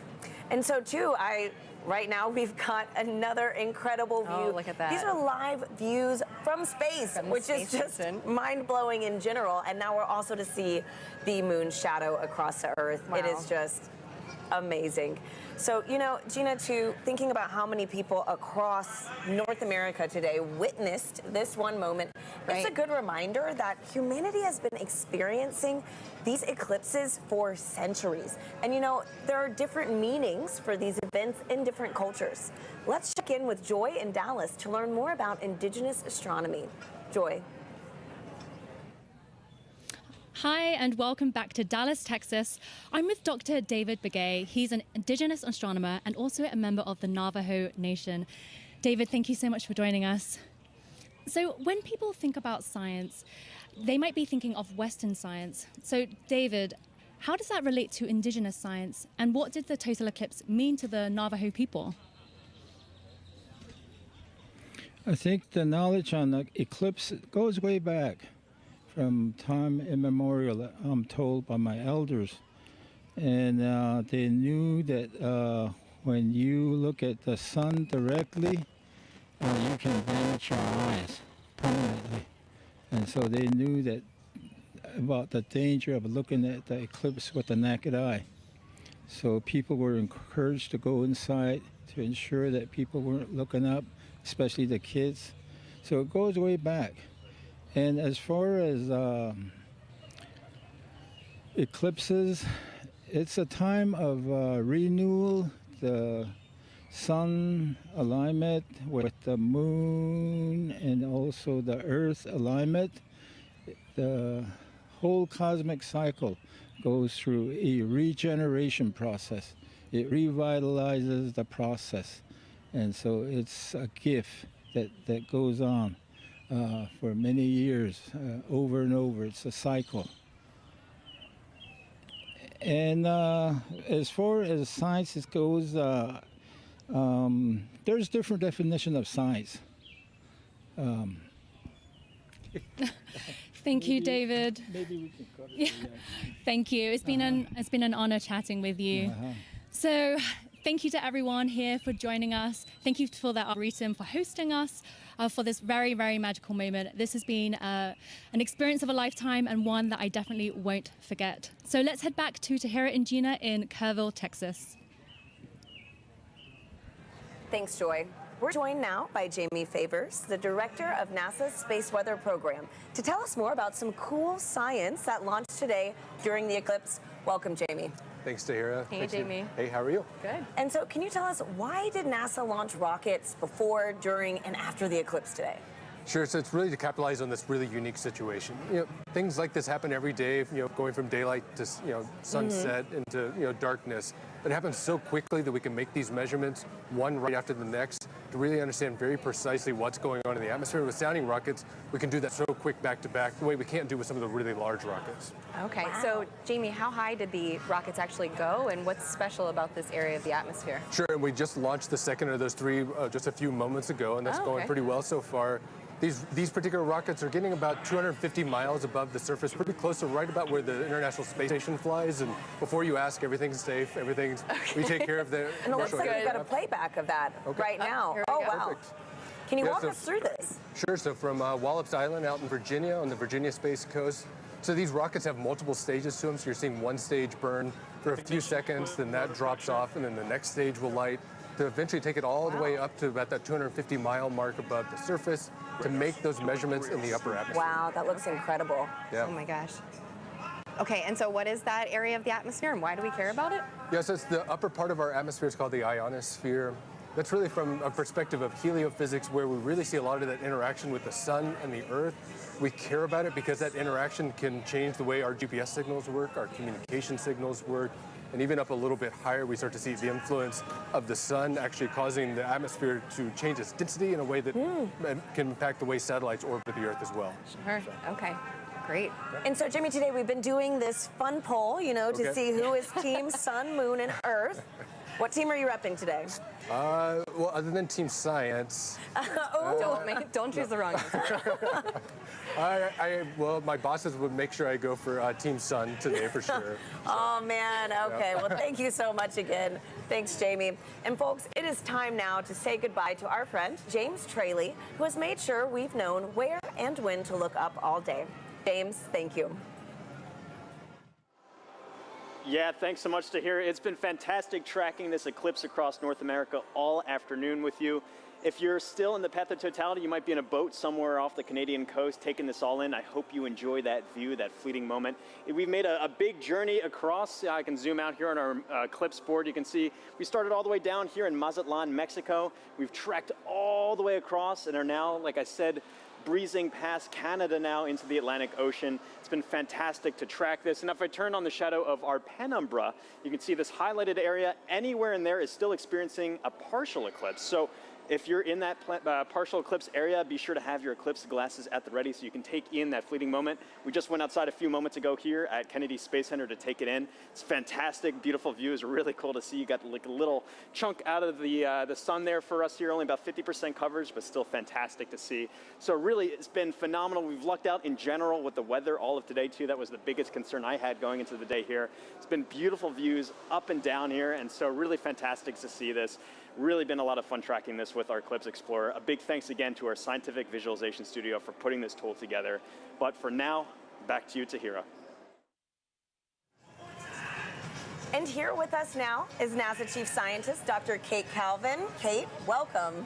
Hi, Kate. Hi, nice to be here. So happy to have you back here again. I know we had the pleasure of sharing the stage together for the annular eclipse. Right. Now, with today's total solar eclipse, can you tell our viewers what would you say is the #1 takeaway from today's events? I would say the #1 takeaway is that our universe is beautiful and understandable. We all got to experience this together today. We could predict when it would happen, and we did a lot of science today. That's great.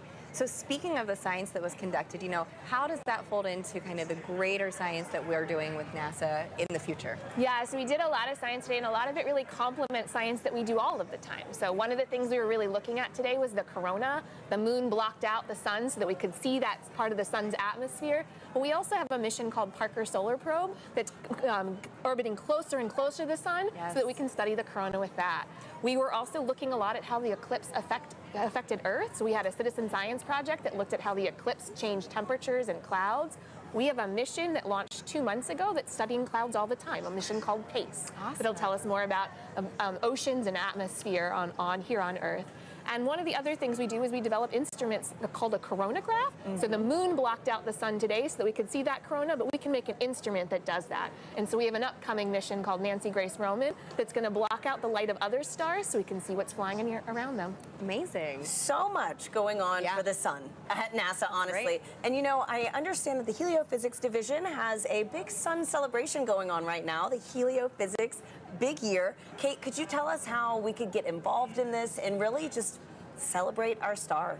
Yeah, this total solar eclipse was just one event in a series of this Heliophysics Big Year, working towards Parker Solar Probe's closest approach to the sun. And we have a lot of activities where you can engage in our science and learn more about the sun. And if you want to know more, you can find us on social media at NASA Sun.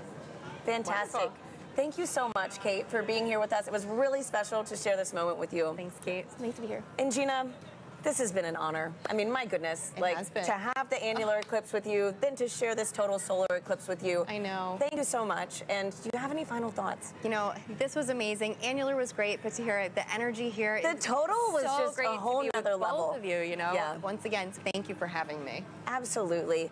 And you know, a big thank you to the city of Kerrville, Texas, the Parks and Rec team, and all the people that made today's incredible event possible. I also want to thank our telescope operator Catherine Troach, for those great views of totality here in Kerrville. Folks, that is a wrap from Kerrville, Texas. Back to you in Cleveland. Thank you to Hira and Gina, and also Kate Calvin. And now check out who we have here at the host desk, the pastronaut himself, Josh Dobbs, who just signed on as quarterback for the 49ers. How do you feel about that? I feel good. I feel good. It's exciting times. Obviously, I spent a couple years here in Cleveland. Got a chance to have some fun over at NASA Glenn during my time here.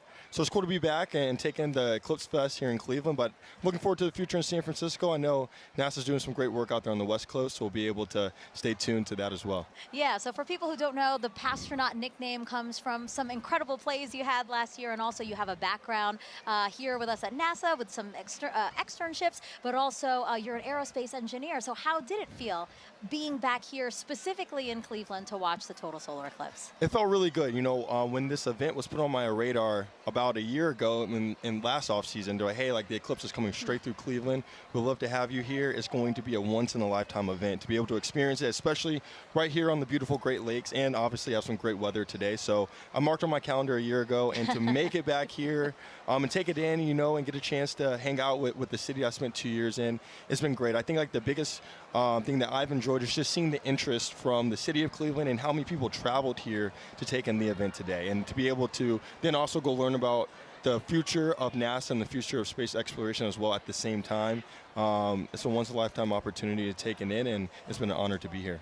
So, you know, Josh, NASA is really committed to inspiring the next generation through discovery. Do you think maybe we created a few new future scientists and engineers here today? I think so. I think so. There's a wealth of youth walking around here and taking in not only obviously the blow-ups and the displays outside, but also the Great Lakes Science Center inside, and just seeing the history of the space program. I think that gives them perspective. And so that's just like NASA, that's been my approach. You know, I think the youth obviously is the next generation. They're going to have a tremendous impact on the world, and being able to inspire the youth out here and the youth across the country that if you have interest in STEM and also are really good at sports, you don't have to split your eggs in you don't have to split up your eggs, right? Like you can go out, put all your eggs in both baskets and work hard to achieve those goals and dreams. Now, Josh, we have time for one other question. It's the most important question we're going to ask you. Okay. Who was the star today? Was it the sun, the moon, or the earth? Say the right thing, Josh. Say the right thing. Drum roll, drum roll.